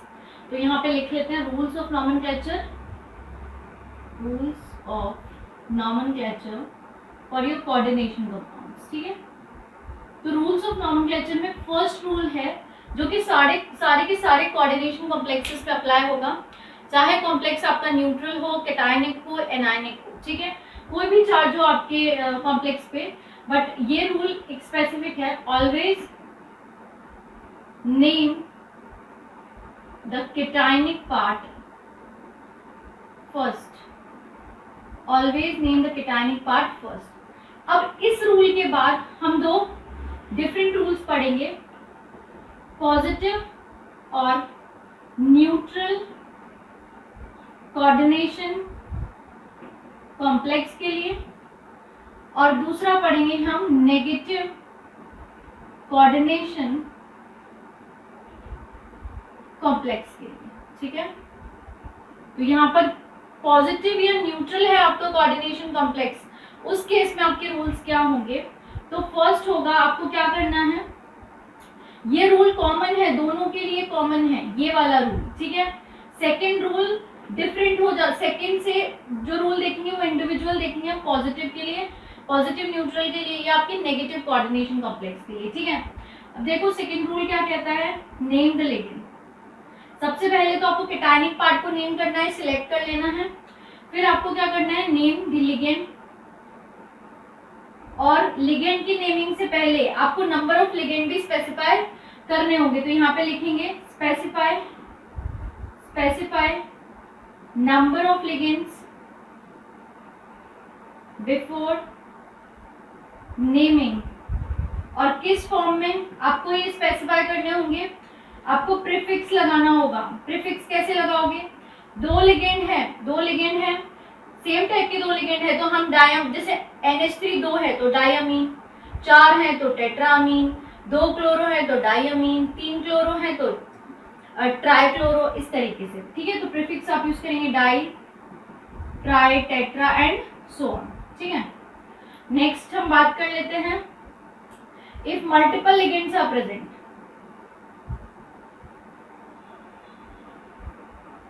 जैसे कि अगर आप बात करो किसकी, आपके हेटेरोलिप्टिक कॉम्प्लेक्स की। हेटेरोलिप्टिक कॉम्प्लेक्स मतलब ऐसे कॉम्प्लेक्स कंपाउंड जिनमें आपके more than one type of ligand present हो, तो उसमें आप नेमिंग कैसे करोगे, if multiple ligands are present then follow alphabetical order,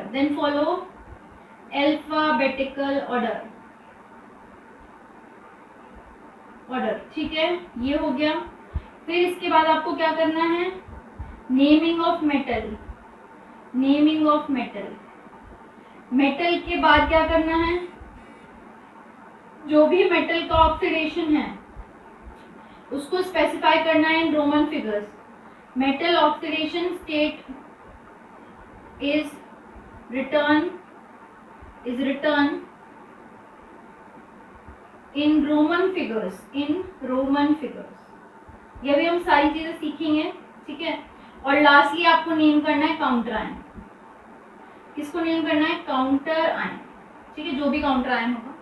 अब बात कर लेते हैं नेगेटिव कोऑर्डिनेशन कॉम्प्लेक्स की। तो नेगेटिव कोऑर्डिनेशन कॉम्प्लेक्स है तो जो भी कैटायनिक पार्ट होगा उसको नेम करेंगे, मतलब जो भी काउंटर आयन इस नेगेटिव कॉम्प्लेक्स को बैलेंस कर रहा होगा हम उसको नेम कर लेंगे। जैसे एक एग्जांपल ले लेती हूँ, मैं यहाँ पे बता देती हूँ, K4FeCN6।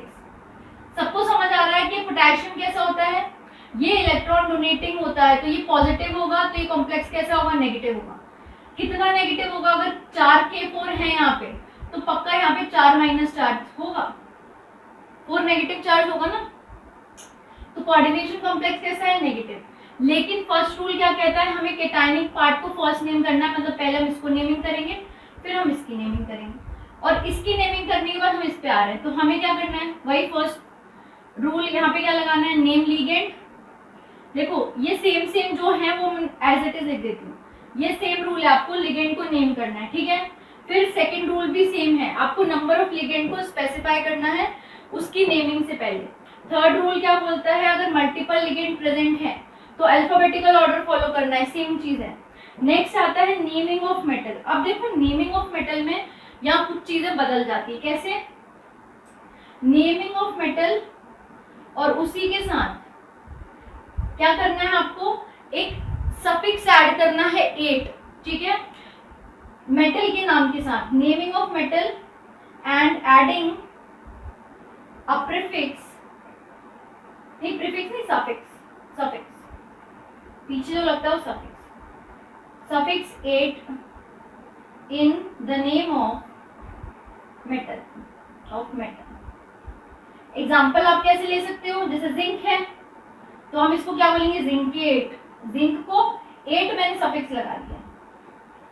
ये क्या है? जी, तो इसको बोलेंगे अर्जेंटेट। सिल्वर है ना, अर्जेंटेट, ठीक है, इस तरीके से। अब देखो यहाँ पर ये तो हो गई नेमिंग। फिर इसके बाद क्या करना है?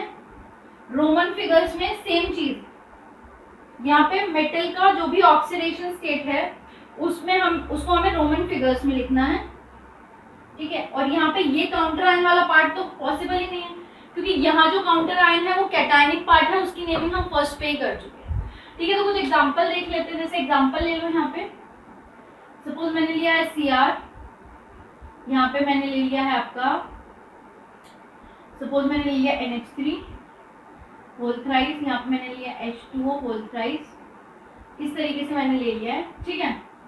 तो अगर हम यहाँ बात करेंगे किसकी, सपोज यहाँ मैंने 3+4 ले लिया, या फिर रुको एक नॉर्मल सा कॉम्प्लेक्स लेती हूँ पहले ताकि आपको समझ आए। जैसे मैंने लिया CO Cl3, यहाँ पे NH3 होल थ्राइस, और यहाँ पर ये हो जाएगा आपका, ये और कम ले सकते हैं, उसको Cl2 ले लो, उसको 4 ले लो, ठीक है। और यहाँ पे मैंने ले लिया है Cl। क्लियर है ये चीज? अब देखो इसकी नेमिंग करते हैं। पहले केटायनिक पार्ट को सिलेक्ट करो। देखो Cl जो है वो नेगेटिव पार्ट होता है, ठीक है, और ये क्यों जुड़ा होगा? क्योंकि आपकी कोऑर्डिनेशन एंटिटी पॉजिटिवली चार्ज होगी, मतलब इसमें पक्का +1 का चार्ज होगा। केटायनिक पार्ट ये है तो पहले इसकी नेमिंग करेंगे। इसकी नेमिंग में पहले लिगेंड की नेमिंग करेंगे। लिगेंड हमारे पास 2 टाइप के हैं, तो 2 में से कौन कौन से? क्लोरो और अमाइन। तो क्लोरो अमाइन में अल्फाबेटिकल ऑर्डर किसका पहले आएगा? अमाइन का। अमाइन भी पहले लिखने से पहले नंबर ऑफ अमाइन मेंशन करेंगे, तो क्या होगा? टेट्रा अमाइन, अमाइन डाई क्लोरिडो, क्लोरिडो लिखो या क्लोरो लिखो, और यहाँ पे क्या लिखेंगे? कोबाल्ट।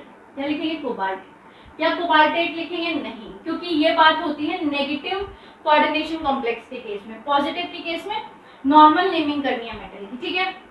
और यहाँ पे ऑक्सीडेशन स्टेट निकाल लो, इसका X, Cl का माइनस का 1, 2 है तो इंटू 2, प्लस अमोनिया पे 0, ओवरऑल चार्ज प्लस का 1 है, ठीक है। तो क्या आ जाएगा? X इक्वल्स टू माइनस का 2 वहाँ गया, तो प्लस का 1 प्लस का 2 इक्वल्स टू प्लस का 3। तो यहाँ पे रोमन फिगर्स में हम क्या करेंगे इसकी, और यहाँ पे ऑक्सीडेशन स्टेट मेंशन करेंगे, और यहाँ पर हम क्या लिखेंगे? सीधा क्लोरीन। क्या लिखेंगे? क्लोरीन, ठीक है। ये क्या हो गया? इसका नाम हो गया, ठीक है। मान लो ये एग्जांपल उठा लें, ये तो हमने किसका एग्जांपल ले लिया? पॉजिटिव चार्ज कॉम्प्लेक्स का। अगर आपका नेगेटिव चार्ज कॉम्प्लेक्स हो तब कैसी नेमिंग होगी? इस तरीके से है। तो देखो 4K है तो यहाँ पे बैलेंस किसको कर रहे होंगे? 4 माइनस को, ठीक है। तो यहाँ पे नेमिंग केटायनिक पार्ट की करो, ये है केटायनिक पार्ट। तो देखो जब भी केटायनिक पार्ट लिखोगे तो केटायनिक पार्ट किसका, तो यहाँ पे कोई भी आपको नंबरिंग मेंशन नहीं करनी है। देखो मैंने यहाँ पे लिखा है always name the cation first, but मैंने ये नहीं बोला है कि केटायन जो ले रहे हो आप वो काउंटर आयन के केस में आपको नंबरिंग मेंशन नहीं करनी है।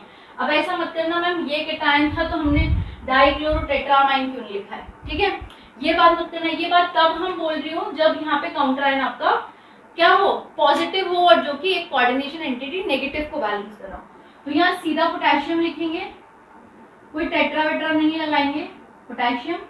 फिर आते हैं इस पे लिगेंड का नाम लिखने से पहले हेक्सा लगा दो, 6CN है, इसको हम लिखते हैं साइनो, हेक्सा साइनो।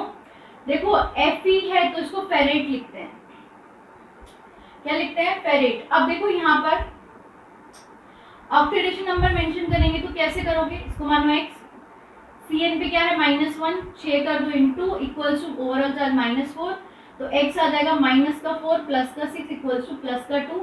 तो यहाँ पे आप रोमन फिगर्स में 2 लिख दो, ठीक है। इस तरीके से आप इसका नॉमेनक्लेचर करोगे, इसको नोट करो, फिर आगे चलते हैं। और देखो बच्चों ये मैंने क्लोरीन गलत लिख दिया, ये क्लोराइड होगा ना, क्लोराइड आयन है ना, ये क्लोरीन थोड़ी है, Cl थोड़ी है, यहाँ पे ये Cl माइनस होगा ना, तो क्लोराइड है, क्योंकि पॉजिटिव को बैलेंस करे तो खुद माइनस है ना, तो इसको क्लोराइड लिखेंगे।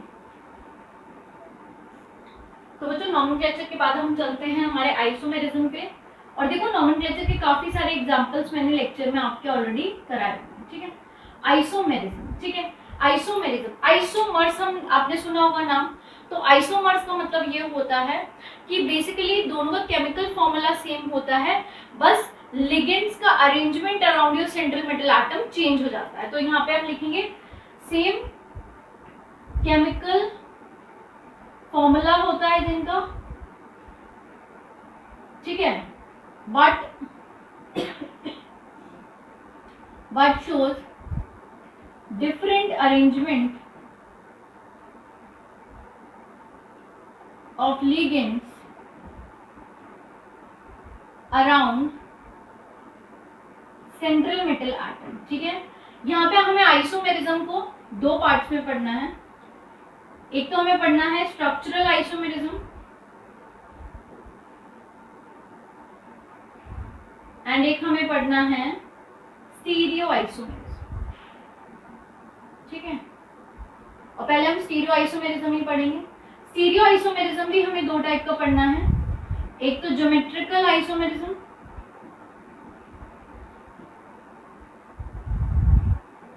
एक हमें पढ़ना है ऑप्टिकल आइसोमेरिज्म।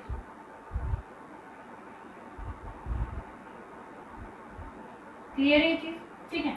स्ट्रक्चरल आइसोमेरिज्म हमें 4 टाइप के पढ़ने हैं। लिंकेज आइसोमेरिज्म, सेकेंड आपको पढ़ना है सॉल्वेशन आइसोमेरिज्म, ठीक है। थर्ड आपको पढ़ना है आयनाइजेशन आइसोमेरिज्म, फोर्थ आपको पढ़ना है कोऑर्डिनेशन आइसोमेरिज्म, ठीक है।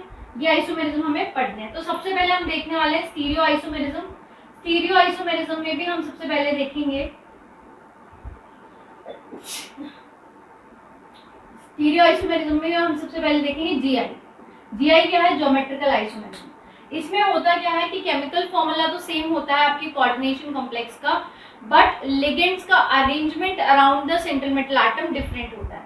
जैसे हम एक एग्जांपल ले लें, आपके पास कोई कोऑर्डिनेशन कॉम्प्लेक्स है Ma2B2 टाइप का, Ma2B2 टाइप का। तो यहाँ देखो ये मेटल है, यहाँ पे लिगेंड A है, यहाँ लिगेंड A है, यहाँ लिगेंड B है और यहाँ लिगेंड B है।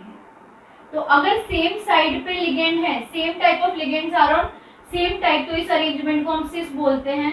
और अगर आपके जो सेम लिगेंड्स है वो अपोजिट साइड पे आ जाते हैं, ठीक है, यहाँ पे एंगल चेंज भी देखने को मिल रहा है, यहाँ 90 डिग्री एंगल है जबकि यहाँ 180 डिग्री। अगर ये अपोजिट साइड पे आ जाते हैं तो हम इनको बोलते हैं ट्रांस। क्या बोलते हैं, ट्रांस। तो ज्योमेट्रिकल आइसोमर्स हमारे पास 2 टाइप के होते हैं, सिस ट्रांस। अगर आपके पास सेम ग्रुप सेम साइड पे है तो सिस, अगर सेम ग्रुप डिफरेंट साइड पे है तो यहाँ पे ये हो जाएगा ट्रांस, ठीक है। ये तो हमने बात कर ली 4 लिगेंड के केस में। अगर यहाँ पे होता आपके पास Ma2B4 टाइप का कॉम्प्लेक्स, फिर आप क्या करते, तो ये मेटल है, यहाँ पे ये लिगेंड्स ऑक्टाहेड्रल अरेंजमेंट शो करेंगे इस तरीके से, ठीक है। यहाँ भी मेटल है, यहाँ भी लिगेंड्स ऑक्टाहेड्रल अरेंजमेंट शो करेंगे। यहाँ क्या होगा, सेम साइड पे अगर लिगेंड्स हैं, ठीक है, तो वो गया सिस, यहाँ पे B, यहाँ पे B, यहाँ पे B, यहाँ पे B, ये सिस फॉर्म है। अगर same type of ligand opposite side आ गए, देखो यहाँ सेम साइड थे, यहाँ अपोजिट साइड है, तो ये फॉर्म हो जाता है आपका ट्रांसफॉर्म, इसको हम बोलते हैं आपका ट्रांसफॉर्म, ठीक है। तो ये थे आपके ज्योमेट्रिकल आइसोमर। सो स्टूडेंट्स, अब हम देखेंगे हमारा ऑप्टिकल आइसोमेरिज्म, ठीक है। ऑप्टिकल आइसोमेरिज्म में केमिकल फॉर्मूला सेम होगा, बस जो होगा पीपीएल का रोटेशन होगा वो कैसा हो जाएगा, डिफरेंट हो जाएगा। अगर पीपीएल रोटेट कर रही है आपकी क्लॉकवाइज तो उसको हम डेक्स्ट्रो बोलेंगे, और पीपीएल अगर रोटेट कर रही है एंटी क्लॉकवाइज साइड तो हम उस फॉर्म को हम लीवो फॉर्म बोलेंगे, ठीक है। और ऑप्टिकल आइसोमेरिज्म की खास बात क्या होती है, केमिकल फॉर्मूला सेम होता है, सेम केमिकल फॉर्मूला, बट जो भी आइसोमर बन रहे हैं, ठीक है, जो भी आइसोमर बनेंगे वो नॉन सुपर इम्पोजेबल होते हैं। नॉन सुपर इम्पोजेबल का मतलब आप समझ रहे हो, नॉन सुपर इम्पोजेबल का मतलब ये दोनों मेरे हाथ आइडेंटिकल है, लेकिन मैं एक के ऊपर एक रखूंगी तो एक थंब यहाँ और एक थंब यहाँ आएगा, ये दोनों आपस में ऑप्टिकल आइसोमर्स हैं, but these are non superimposable mirror images, ठीक है। तो यहाँ लिख लेंगे। तो अगर मैं इसके डेक्स्ट्रो और लीवो फॉर्म बनाऊंगी तो कैसे बनेंगे, देखो CO यहाँ पे ये इस तरीके से, ये EN है, ये आपका EN है, जिससे EN, ठीक है। इसका मिरर इमेज बनाते हैं, ठीक है। मिरर इमेज कैसे बनेगा, इस तरीके से, यहाँ पे ये EN, यहाँ पे ये EN, यहाँ पे ये EN। अब देखो ये जो रोटेशन है वो इस तरफ हो गया ना, तो ये वाला फॉर्म तो डेक्स्ट्रो हो गया, और देखो इस फॉर्म में और इस फॉर्म में क्या फ़र्क है, इसको उठा के इसके ऊपर रखो तो non superimposable mirror image बन रही है। दूसरी चीज़, ये वाला जो है ऐसे रोटेट कर गया एंटी क्लॉकवाइज, EN उठ के यहाँ आ गया, ये EN यहाँ पहुँच गया, ये EN यहाँ आ गया, देखो। तो इस फॉर्म को हम लीवो फॉर्म बोलते हैं, इसको हम प्लस से रिप्रेजेंट करते हैं, इसको माइनस से, ठीक है। अब देखो इसका एक और एग्जाम्पल दे रखा है, ये आप लोग बना के देख लेना, बन जाएगा आसानी से, ठीक है। अब बात करते हैं आयनाइजेशन आइसोमेरिज्म की। उससे पहले ये हम कहाँ पढ़ रहे हैं, स्ट्रक्चरल आइसोमेरिज्म में। तो बच्चों स्ट्रक्चरल आइसोमेरिज्म में होता क्या है, केमिकल फॉर्मूला सेम होता है, बट बॉन्ड्स जो होते हैं बॉन्ड्स डिफरेंट हो जाते हैं, बॉन्ड्स का अरेंजमेंट डिफरेंट हो जाता है। तो यहाँ पर देखेंगे पहला आयनाइजेशन आइसोमर्स। तो देखो ये एग्जाम्पल है, इसका आयनाइजेशन आइसोमर बनाओगे तो क्या हो जाएगा, CONH3 5SBr या SO4। तो देखो यहाँ पे क्या हुआ है, आयंस का एक्सचेंज हो गया है। पहले यहाँ पे मेन लिगेंड SO4 था, यहाँ पे लिगेंड SO4 था, Br काउंटर आयन था। इसके आइसोमर फॉर्म में क्या है, देखो केमिकल फॉर्मूला सेम है, बट अब लिगेंड Br है और SO4 क्या है, इसका काउंटर आयन है। तो यहाँ पे दीज आर आयोनाइजेशन आइसोमेरिज्म। यहाँ पे बॉन्ड क्या हो गया है, metal to ligand bond change हो गया है, पहले SO4 के साथ था, अब Br के साथ है, ठीक है। अब बात करते हैं लिंकेज आइसोमेरिज्म में। तो लिंकेज आइसोमेरिज्म में एम्बिडेंटेड लिगेंड जब प्रेजेंट है आपके किसी कोऑर्डिनेशन कॉम्प्लेक्स में, उस केस में क्या होगा, केमिकल फॉर्मूला तो सेम होगा, बट यहाँ पे एम्बिडेंटेड लिगेंड में मल्टीपल डोनर साइट में से डोनर साइट चेंज हो जाएगा। जैसे यहाँ एग्जाम्पल है, इसका आइसोमर क्या होगा, CONH3 यहाँ ये हो जाएगा NO2, ठीक है। पहले इसका फॉर्मूला सेम है, ठीक है, केमिकल फॉर्मूला सेम है। यहाँ नाइट्रो में ऑक्सीजन से डोनेशन हो रहा है लोन पेयर का, यहाँ नाइट्रोजन से डोनेशन हो रहा है, क्लियर है। एक मिनट रुको, मैं आती हूँ। सो स्टूडेंट्स, हम यहाँ क्या देख रहे थे, कोऑर्डिनेशन आइसोमेरिज्म। तो कोऑर्डिनेशन आइसोमेरिज्म में क्या होता है, लिगेंड्स का एक्सचेंज देखने को मिलता है, ठीक है। अगर मैं इसका आइसोमर बनाऊँ यहाँ पर, तो ये हो जाएगा कोबाल्ट, यहाँ पे CCl3 एंड यहाँ पे ब्रैकेट क्लोज, यहाँ पे हो जाएगा कॉपर, यहाँ पे हो जाएगा NH3 होल थ्राइस, ठीक है। तो यहाँ पे देखो कोबाल्ट के साथ पहले कौन था, अमाइन के 3 लिगेंड थे, और कॉपर के साथ 3 क्लोरीन के थे। अब लिगेंड्स का एक्सचेंज हो गया है, तो ये दोनों आपस में आइसोमर्स हैं, लिगेंड एक्सचेंज हुआ है, और यहाँ पे केमिकल फॉर्मूला सेम है। आइसोमर वर्ड दिख रहा है, मतलब केमिकल फॉर्मूला सेम है, ठीक है। अब देखते हैं सॉल्वेशन आइसोमर। सॉल्वेशन आइसोमर बहुत सिमिलर है किसके, आयनाइजेशन आइसोमर के, बट यहाँ पे क्या होता है, वाटर का हम एक्सचेंज देख रहे हैं, ठीक है, आयन एक्सचेंज। तो यहाँ पे देखो, यहाँ आयनाइजेशन ऑफ वाटर देख रहे हैं, क्या देख रहे हैं, आयनाइजेशन ऑफ वाटर। इसका मैं अगर आइसोमर बनाऊंगी तो क्या हो जाएगा, COH2O होल 4, यहाँ पे हो जाएगा 5 H2O5Cl, यहाँ पे हो जाएगा Cl2.H2, ठीक है। तो यहाँ पर देखो दोनों का केमिकल फॉर्मूला सेम है, लेकिन वाटर आयनाइज होकर यहाँ बाहर चला गया है, और बाहर से एक काउंटर आयन जो कि Cl था वो अंदर आ गया है, और ये क्या है, इसका सॉल्वेशन आइसोमर्स हैं ये दोनों आपस में, ठीक है। तो उसको नोट करो, फिर हम चलते हैं VBT पर, नोट करो। सो स्टूडेंट्स अब हम चलते हैं वैलेंस बॉन्ड थ्योरी पे, and it is very much important, ध्यान रखेंगे और ध्यान से पढ़ेंगे, ठीक है। वैलेंस बॉन्ड थ्योरी, ठीक है। तो देखो वैलेंस बॉन्ड थ्योरी में आपको ध्यान रखना है, वैलेंस बॉन्ड थ्योरी क्या बोलती है। वैलेंस बॉन्ड थ्योरी बोलती है कि मेटल के वेकेंट ऑर्बिटल में लिगेंड अपने लोन पेयर डोनेट करता है, ठीक है। और जो कि लिगेंड है, ऐसा तो होता नहीं है कि भाई लिगेंड कहीं से भी आएगा और इलेक्ट्रॉन डोनेट कर देगा, ठीक है। तो वहाँ पर रिपल्शंस क्रिएट हो जाते हैं, तो वहाँ पर हम बोलते हैं कि हाइब्रिडाइजेशन भी अकर होता है। क्या होता है, जो ऑर्बिटल्स हैं they undergo hybridization and new hybrid orbitals form होते हैं। Metal new hybrid orbitals form करता है ऑफ सेम एनर्जी लेवल, और फिर क्या करता है, लिगेंड से इलेक्ट्रॉन एक्सेप्ट करता है। हमने क्या सीखा कि लिगेंड अब लोन पेयर डोनेट करता है मेटल को, और मेटल वो लोन पेयर कहाँ रखता है, in its vacant orbital, in its vacant orbital of valence shell, vacant orbital of valence shell, ठीक है। जो भी लिगेंड ने लोन पेयर दिए हैं, ये लोन पेयर दिए हैं, वो मेटल लोन पेयर कहाँ रखता है, in its vacant orbital of valence shell, ठीक है।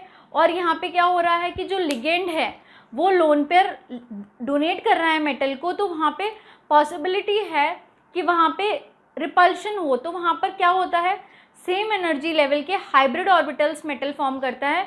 मतलब मेटल के ऑर्बिटल्स जो हैं वो हाइब्रिडाइजेशन करते हैं एंड सेम एनर्जी लेवल के ऑर्बिटल्स बनाते हैं, और जो भी लिगेंड आता है फिर लोन पेयर वहाँ डोनेट करता है। क्लियर है ये चीज़। अब देखो VBT से आप क्या क्या चीज़ डिटरमाइन कर सकते हो, एग्जाम में क्वेश्चन कैसे आएगा वो आपसे पूछ सकते हैं VBT से कि बताओ इनर ऑर्बिटल कॉम्प्लेक्स है या फिर आउटर ऑर्बिटल कॉम्प्लेक्स है, ये आपसे पूछा जा सकता है, ठीक है। इनर ऑर्बिटल की जगह वो आपसे लो स्पिन कॉम्प्लेक्स भी पूछ सकते हैं, दोनों ही एक बात है, और हाई स्पिन कॉम्प्लेक्स भी पूछ सकते हैं। क्लियर है ये चीज़। VBT के से वो आपको पूछ सकते हैं मैग्नेटिक नेचर बताओ, कॉम्प्लेक्स का जो मैग्नेटिक नेचर है वो कैसा है, ठीक है। अगर हम बात करें किसकी, हाइब्रिडाइजेशन की, तो वो आपको कॉम्प्लेक्स देके वहाँ पर हाइब्रिडाइजेशन भी पूछ सकते हैं, ठीक है। फिर नेक्स्ट वो क्या पूछ सकते हैं आपसे, ज्योमेट्री भी पूछ सकते हैं बेस्ड ऑन द हाइब्रिडाइजेशन, ठीक है। इतनी सारी चीज़ें आप VBT से डिटरमाइन कर सकते हो। जैसे अगर हम एक एग्जांपल लें, CO कोबाल्ट है, यहाँ पे F6 और यहाँ पे चार्ज है इस पर 3-, ठीक है। एक और एग्जांपल मैं यहाँ बता देती हूँ, हम एक एग्जांपल लेंगे NiCN होल 4 2-, ठीक है। अब देखो दोनों एग्जांपल में एक इंटरेस्टिंग चीज़ है, देखो ये D ब्लॉक का मेटल है, ये भी D ब्लॉक का मेटल है, ठीक है। मतलब इनके पास क्या है, ऑर्बिटल है, अवेलेबल है टू अकोमोडेट इलेक्ट्रॉन्स। नेक्स्ट अगर हम बात करें, यहाँ पे F6 है और यहाँ पे CN4 है। बच्चों जो CN होता है it is a strong field ligand, ठीक है। और जो आपका F है, फ्लोरीन है, ये एक वीक फील्ड लिगेंड है। स्ट्रॉन्ग फील्ड लिगेंड क्या करता है, स्ट्रॉन्ग फील्ड लिगेंड करता है पेयरिंग ऑफ इलेक्ट्रॉन्स। कैसे होती है पेयरिंग अभी मैं बताती हूँ, ठीक है। ये करता है पेयरिंग ऑफ इलेक्ट्रॉन्स, जबकि वीक फील्ड लिगेंड क्या करता है, doesn't pair up electrons, doesn't pair electrons, ठीक है। तो यहाँ पर देखो जो VBT थी उसके लिमिटेशन एक बता देती हूँ। लिमिटेशन ये था कि VBT ने आपके स्ट्रॉन्ग फील्ड लिगेंड में और वीक फील्ड लिगेंड में कुछ भी ये क्या नहीं किया था, डिफ्रेंशिएट नहीं किया था, जो कि हमें CFT में आगे जाके पता चला। VBT में तो उन्होंने कुछ ऐसे अमोनिया हो गया, कार्बोनिल हो गया, CN हो गया, इनको उन्होंने बोल दिया अगर अमोनिया प्रेजेंट है मतलब NH3 अमाइन बोलेंगे, ठीक है, अमोनिया नहीं बोलेंगे, अमाइन है, NH3 है, CN है, कार्बोनाइल ग्रुप है, तो वहाँ पर वो स्ट्रॉन्ग फील्ड लिगेंड की तरह काम करेंगे और पेयरिंग शो करेंगे। जबकि क्रिस्टल फील्ड थ्योरी में हमें प्रॉपरली एक स्पेक्ट्रोकेमिकल सीरीज उन्होंने दी है, ठीक है। यहाँ देखो आपको कितनी सारी चीज़ें डिटरमाइन करनी है, कॉम्प्लेक्स किस टाइप का है, मैग्नेटिक नेचर क्या है, हाइब्रिडाइजेशन क्या है, ज्योमेट्री क्या है, ठीक है। तो सबसे पहले देखो चार्ज निकालना होगा कोबाल्ट पे। कैसे निकालोगे, कोबाल्ट को मान लो X, फ्लोरीन पे होता है -1, 6 है तो इंटू 6, ओवरऑल चार्ज -3, तो X equals to -3 + 6 equals to +3। Cobalt पे है बच्चों +3 चार्ज, ठीक है। तो इसका इलेक्ट्रॉनिक कन्फिग्रेशन क्या होगा, एटॉमिक नंबर होता है 27, होना चाहिए था 4s2 3d7 पर होता है 4s0 3d6, मतलब इसके 3d में 6 इलेक्ट्रॉन है। कितने इलेक्ट्रॉन है 3d में, 1 2 3 4 5, 6 इलेक्ट्रॉन है। इसके 4s में एक भी इलेक्ट्रॉन नहीं है और इसके 4p में भी एक भी इलेक्ट्रॉन नहीं है। तो देखो यहाँ पे क्या होगा, यहाँ पर क्या ये वीक स्ट्रॉन्ग फील्ड लिगेंड है, नहीं, ये एक वीक फील्ड लिगेंड है, तो इलेक्ट्रॉन्स की पेयरिंग नहीं होगी। तो यहाँ पर मैं 4d भी ले लेती हूँ ना, 4d। अब होगा क्या, कितने लिगेंड आ रहे हैं, 6 लिगेंड, 6 लिगेंड आ रहे हैं तो 6 लोन पेयर देंगे, ठीक है, 6 लिगेंड आ रहे हैं 6 लोन पेयर देंगे। तो 6 लोन पेयर के लिए 6 ऑर्बिटल की रिक्वायरमेंट है। तो एक हो गया ये, दूसरा, तीसरा, चौथा, पांचवा, छठा, मतलब ये जो ऑर्बिटल्स हैं 4s का एक, 4p का 2 और 4p के 3 और 4d के 2, ये क्या करेंगे, अंडरगो करेंगे हाइब्रिडाइजेशन। हाइब्रिडाइजेशन कैसे निकालोगे, देखो एक s का ऑर्बिटल, 3 p के ऑर्बिटल और 2 d के ऑर्बिटल, हाइब्रिडाइजेशन हो गया sp3d2। यहाँ पे ये क्या करेंगे, हाइब्रिडाइजेशन करेंगे और न्यू 5 नहीं 6 हाइब्रिड ऑर्बिटल्स बनाएंगे इस तरीके से, जो कि sp3d2 टाइप के होंगे। 6 बन गए क्या, 3 4 5 6, हाँ ठीक है। तो एक लोन पेयर f का यहाँ आएगा, एक यहाँ, एक यहाँ, एक यहाँ, एक यहाँ और एक यहाँ। ये क्या है, फ्लोरीन से आए हुए लोन पेयर, 6 फ्लोरीन है तो 6 लोन पेयर आपके डोनेट करेंगे इस तरीके से। क्लियर है ये चीज़। तो यहाँ पर अब देखो हाइब्रिडाइजेशन आपने निकाला है, कौन सा हाइब्रिडाइजेशन आ गया आपका sp3d2। क्लियर है। अब देखो क्या यहाँ अनपेयर्ड इलेक्ट्रॉन है, जब भी अनपेयर्ड इलेक्ट्रॉन होंगे तो मैग्नेटिक नेचर होता है पैरामैग्नेटिक, पेयर्ड इलेक्ट्रॉन है तो डायामैग्नेटिक। तो ध्यान से एक पॉइंट और लिख लेंगे, अगर पेयर्ड है इलेक्ट्रॉन्स अगर पेयर्ड हैं तो नेचर कैसा होगा, डायामैग्नेटिक नेचर, ठीक है। और अगर अनपेयर्ड इलेक्ट्रॉन्स हैं तो पैरामैग्नेटिक नेचर होता है। कैसा नेचर होता है, पैरामैग्नेटिक। क्लियर है। तो यहाँ पे अनपेयर्ड इलेक्ट्रॉन है तो नेचर कैसा हो जाएगा, पैरामैग्नेटिक। अब देखो यहाँ पर आउटर डी ऑर्बिटल यूटिलाइज हुए हैं, इनर डी ऑर्बिटल यूटिलाइज नहीं हुए हैं, तो ये एक आउटर ऑर्बिटल कॉम्प्लेक्स है और इस कॉम्प्लेक्स को हम हाई स्पिन कॉम्प्लेक्स भी बोलते हैं। क्लियर है ये चीज़। अब चलते हैं नेक्स्ट एग्जाम्पल पे। नेक्स्ट एग्जाम्पल में देखो, सबसे पहले ऑक्सीडेशन स्टेट निकालोगे किसका, निकेल का। इसको मान लो x, ठीक है, इसको मान लिया मैंने x। Cn पे चार्ज -1, 4 है तो इंटू 4 ओवरऑल चार्ज माइनस का 2, तो x इक्वल्स टू -2 + 4 इक्वल्स टू प्लस का 2। तो ऑक्सीडेशन स्टेट जो निकेल पे आई है वो प्लस का 2 आई है, ठीक है।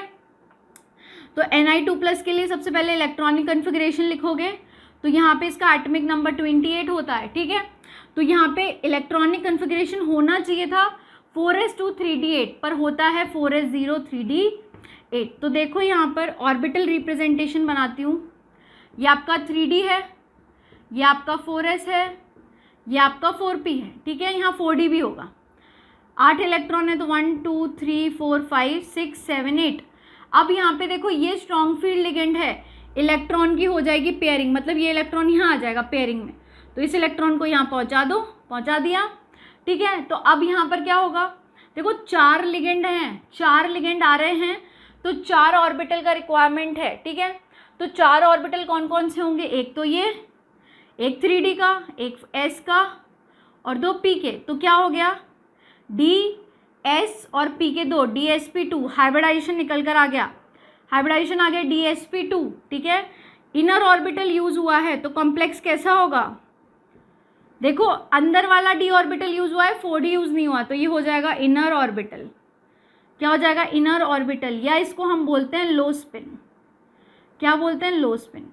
बताओ बच्चों मैग्नेटिक नेचर कैसा होगा, पेयर्ड इलेक्ट्रॉन्स है तो नेचर हो जाएगा डायामैग्नेटिक, ठीक है। और देखो हाइब्रिडाइजेशन dsp2 है तो उस केस में जो ज्योमेट्री होगी वो स्क्वायर प्लेनर होगी, sp3 होता तो टेट्राहेड्रल होती, ठीक है। तो यहाँ पर ये हो जाएगा स्क्वायर प्लेनर ज्योमेट्री, ज्योमेट्री हो गई स्क्वायर प्लेनर, ठीक है। तो बच्चों इस तरीके से VBT आपको बताती है किस तरीके से लिगेंड अपने इलेक्ट्रॉन पेयर को मेटल के वेकेंट ऑर्बिटल में डोनेट करते हैं और उससे हम क्या सारी चीज़ें डिटरमाइन कर सकते हैं। तो ये हमने कर लिया आपका VBT, तो उसको नोट करो, फिर हम आगे चलते हैं। देखो इसके लिमिटेशंस भी हम यहीं देख लेते हैं, बहुत थोड़े से लिमिटेशन है। लिमिटेशंस ऑफ VBT, ठीक है, क्या क्या लिमिटेशन है? पहला तो मैंने बता दिया, ये स्ट्रॉन्ग फील्ड लिगेंड और वीक फील्ड लिगेंड को डिफरेंशिएट नहीं कर पाता, ये इसको डिफरेंशिएट नहीं कर पाता, ठीक है। सेकंड, ये एक अजम्पशन बेस्ड थ्योरी थी, ये एक अजम्पशन बेस्ड थ्योरी थी, ठीक है। ये मैग्नेटिक डेटा भी नहीं देता, VBT से हमें कोई भी मैग्नेटिक डेटा नहीं मिलता है, ठीक है। फोर्थ, अगर आप बात करोगे तो यहाँ पे ये कलर के बारे में भी कुछ नहीं बताता है, कॉम्प्लेक्सेस के कलर के बारे में ये कुछ नहीं बताता है, तो ये लिमिटेशंस हैं, इसको नोट करो। फिर हम देखते हैं CFT।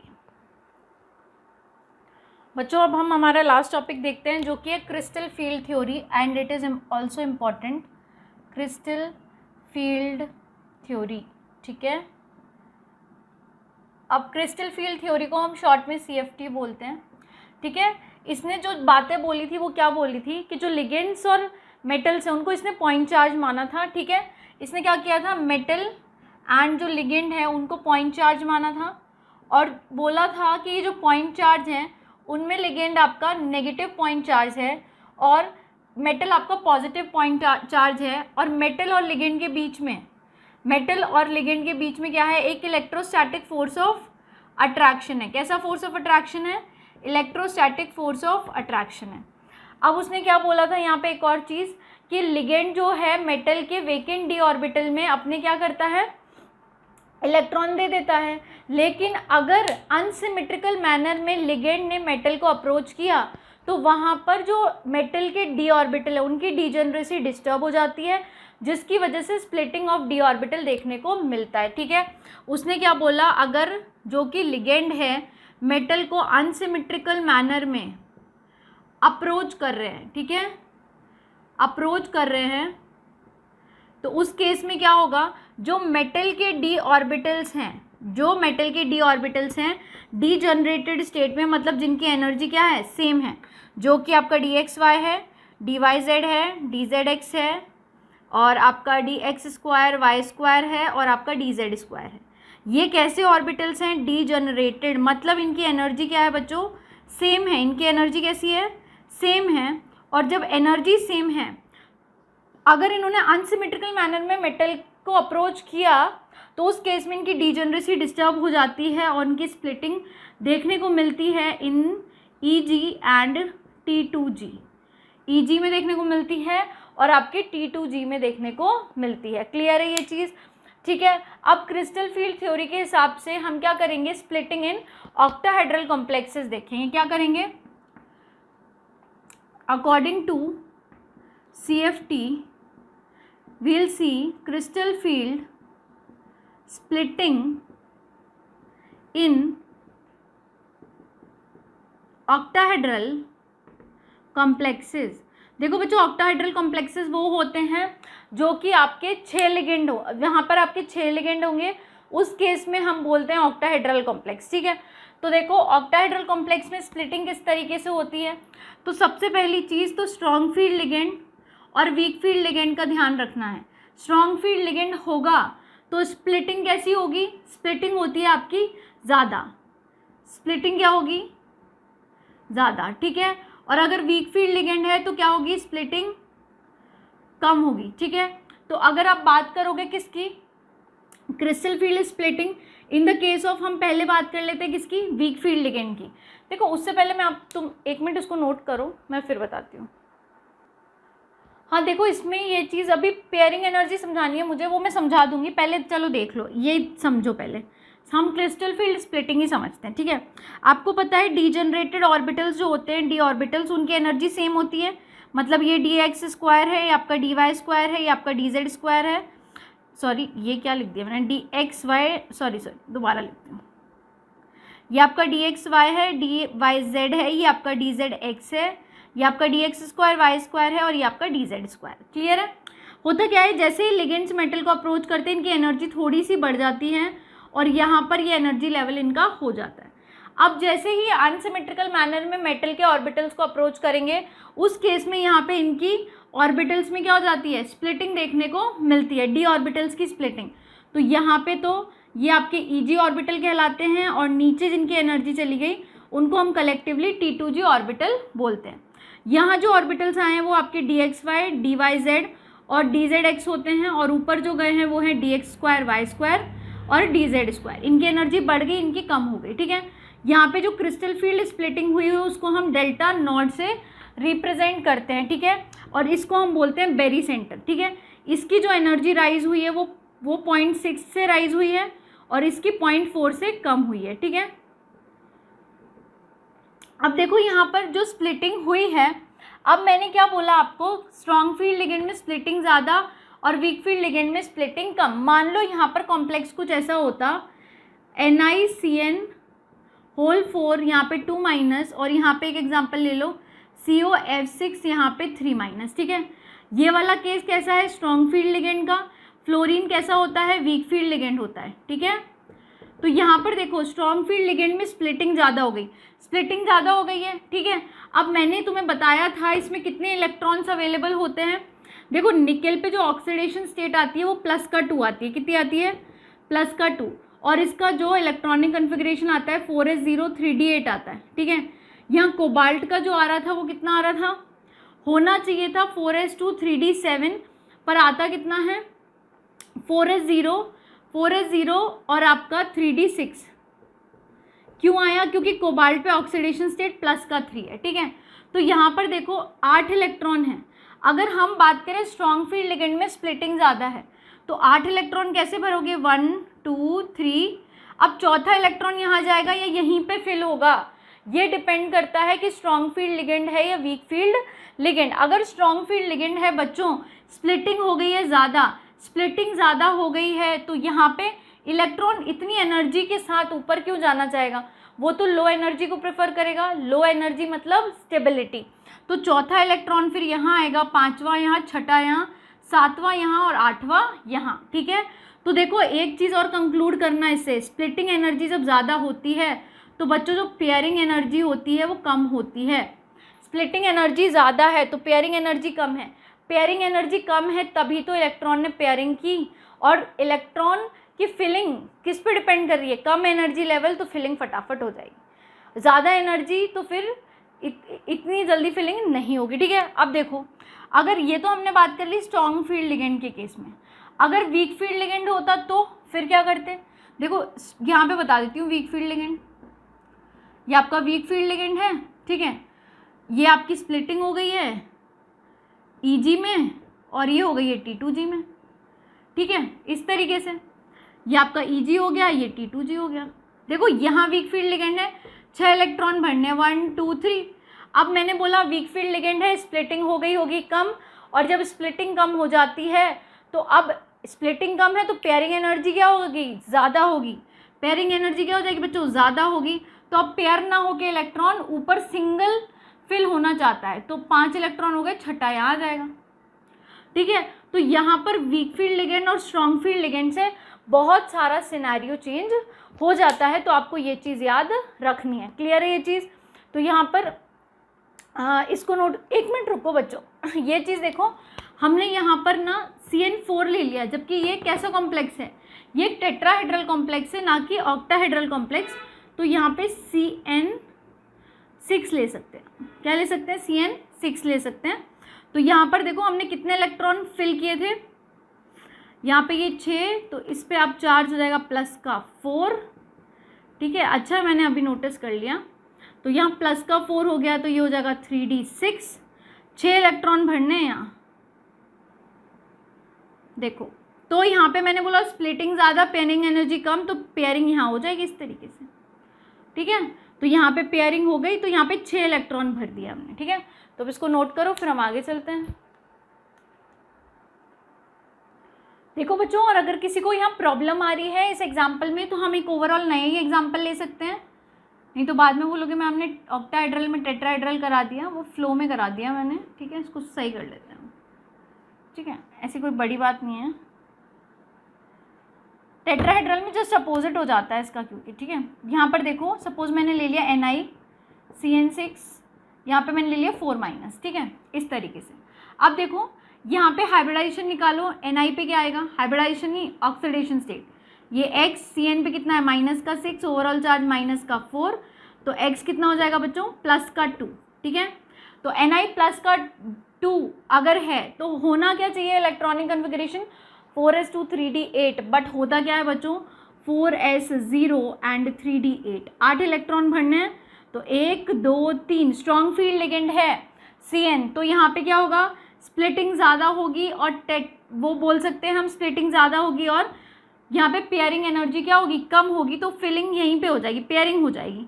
एनर्जी कम तो पेयरिंग हो गई, 6 इलेक्ट्रॉन यहाँ आ गए, 7वां यहाँ 8वां यहाँ, इस तरीके से आपकी इलेक्ट्रॉन्स की फिलिंग होती है। क्लियर है ये चीज़, अब नोट करो। सो स्टूडेंट्स अब हम देखते हैं स्पेक्ट्रोकेमिकल सीरीज़।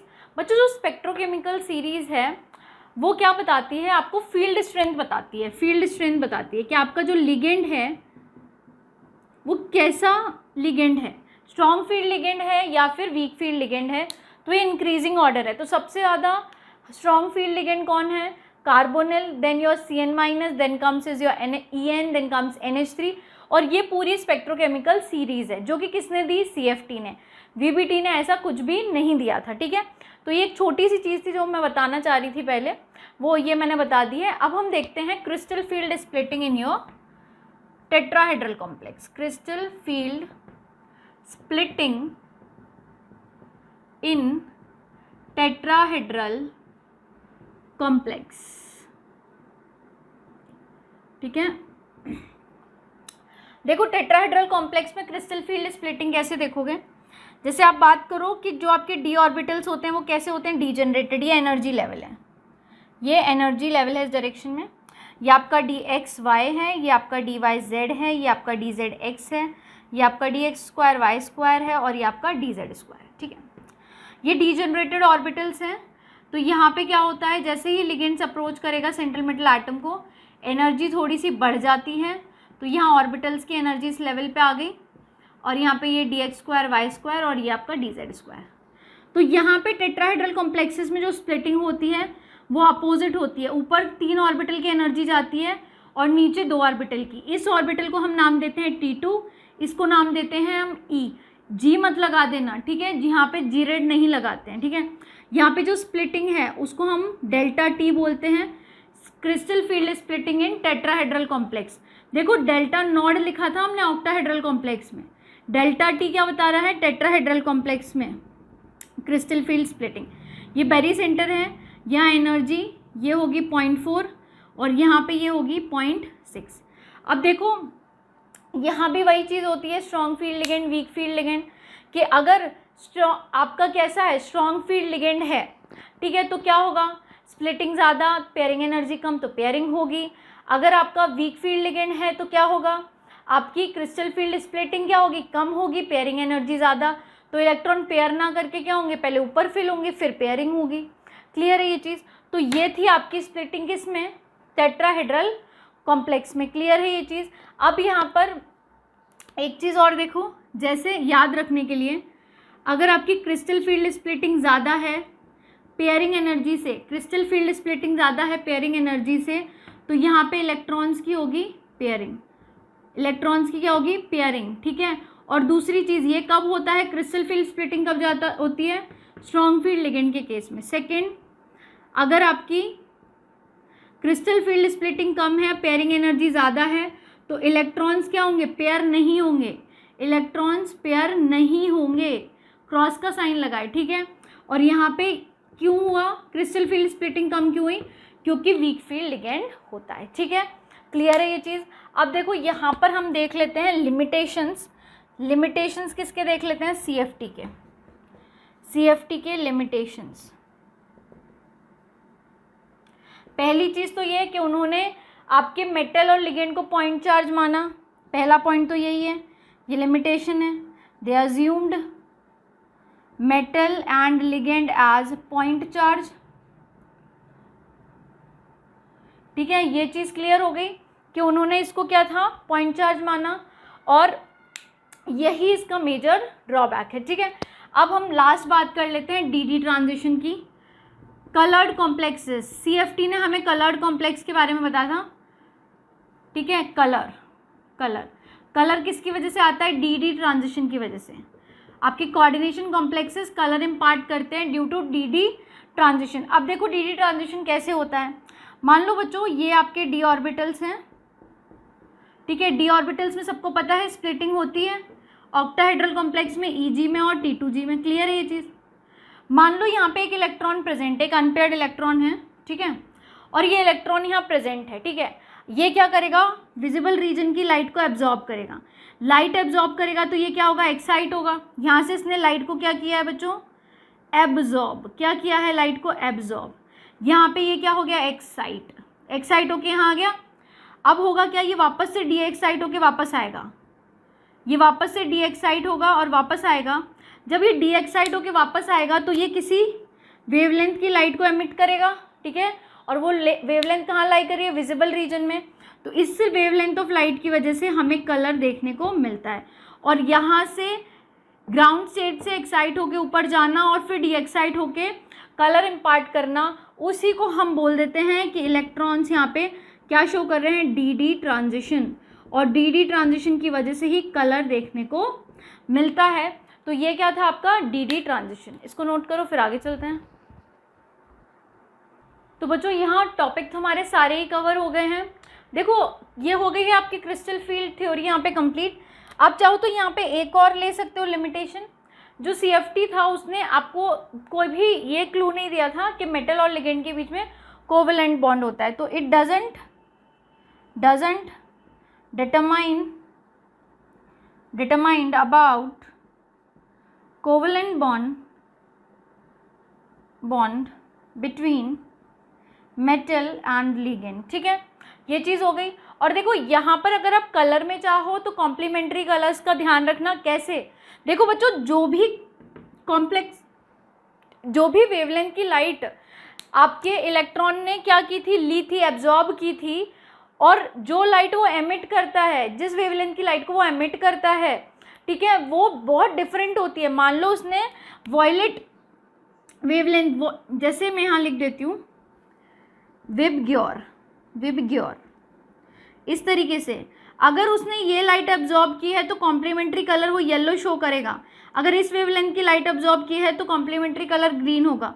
अगर ऑरेंज के रिस्पेक्ट में वेवलेंथ एब्जॉर्ब की है लाइट की तो यहाँ पे ऑरेंज कलर के रिस्पेक्ट में वेवलेंथ क्या हुई है? लाइट के एब्जॉर्ब, तो ब्लू कलर इम्पार्ट होगा। मतलब हमेशा याद रखना जिस वेवलेंथ की लाइट एब्जॉर्ब हुई है उसी वेवलेंथ की लाइट एमिट नहीं होती है, कोई अलग कॉम्प्लीमेंट्री कलर देखने को मिलता है। आपको ये चीज़ ध्यान रखनी है, ठीक है। तो यहाँ हमने कोऑर्डिनेशन कंपाउंड का कंप्लीट रिविजन कर लिया है। अब मिलते हैं नेक्स्ट क्लास में। Thank you.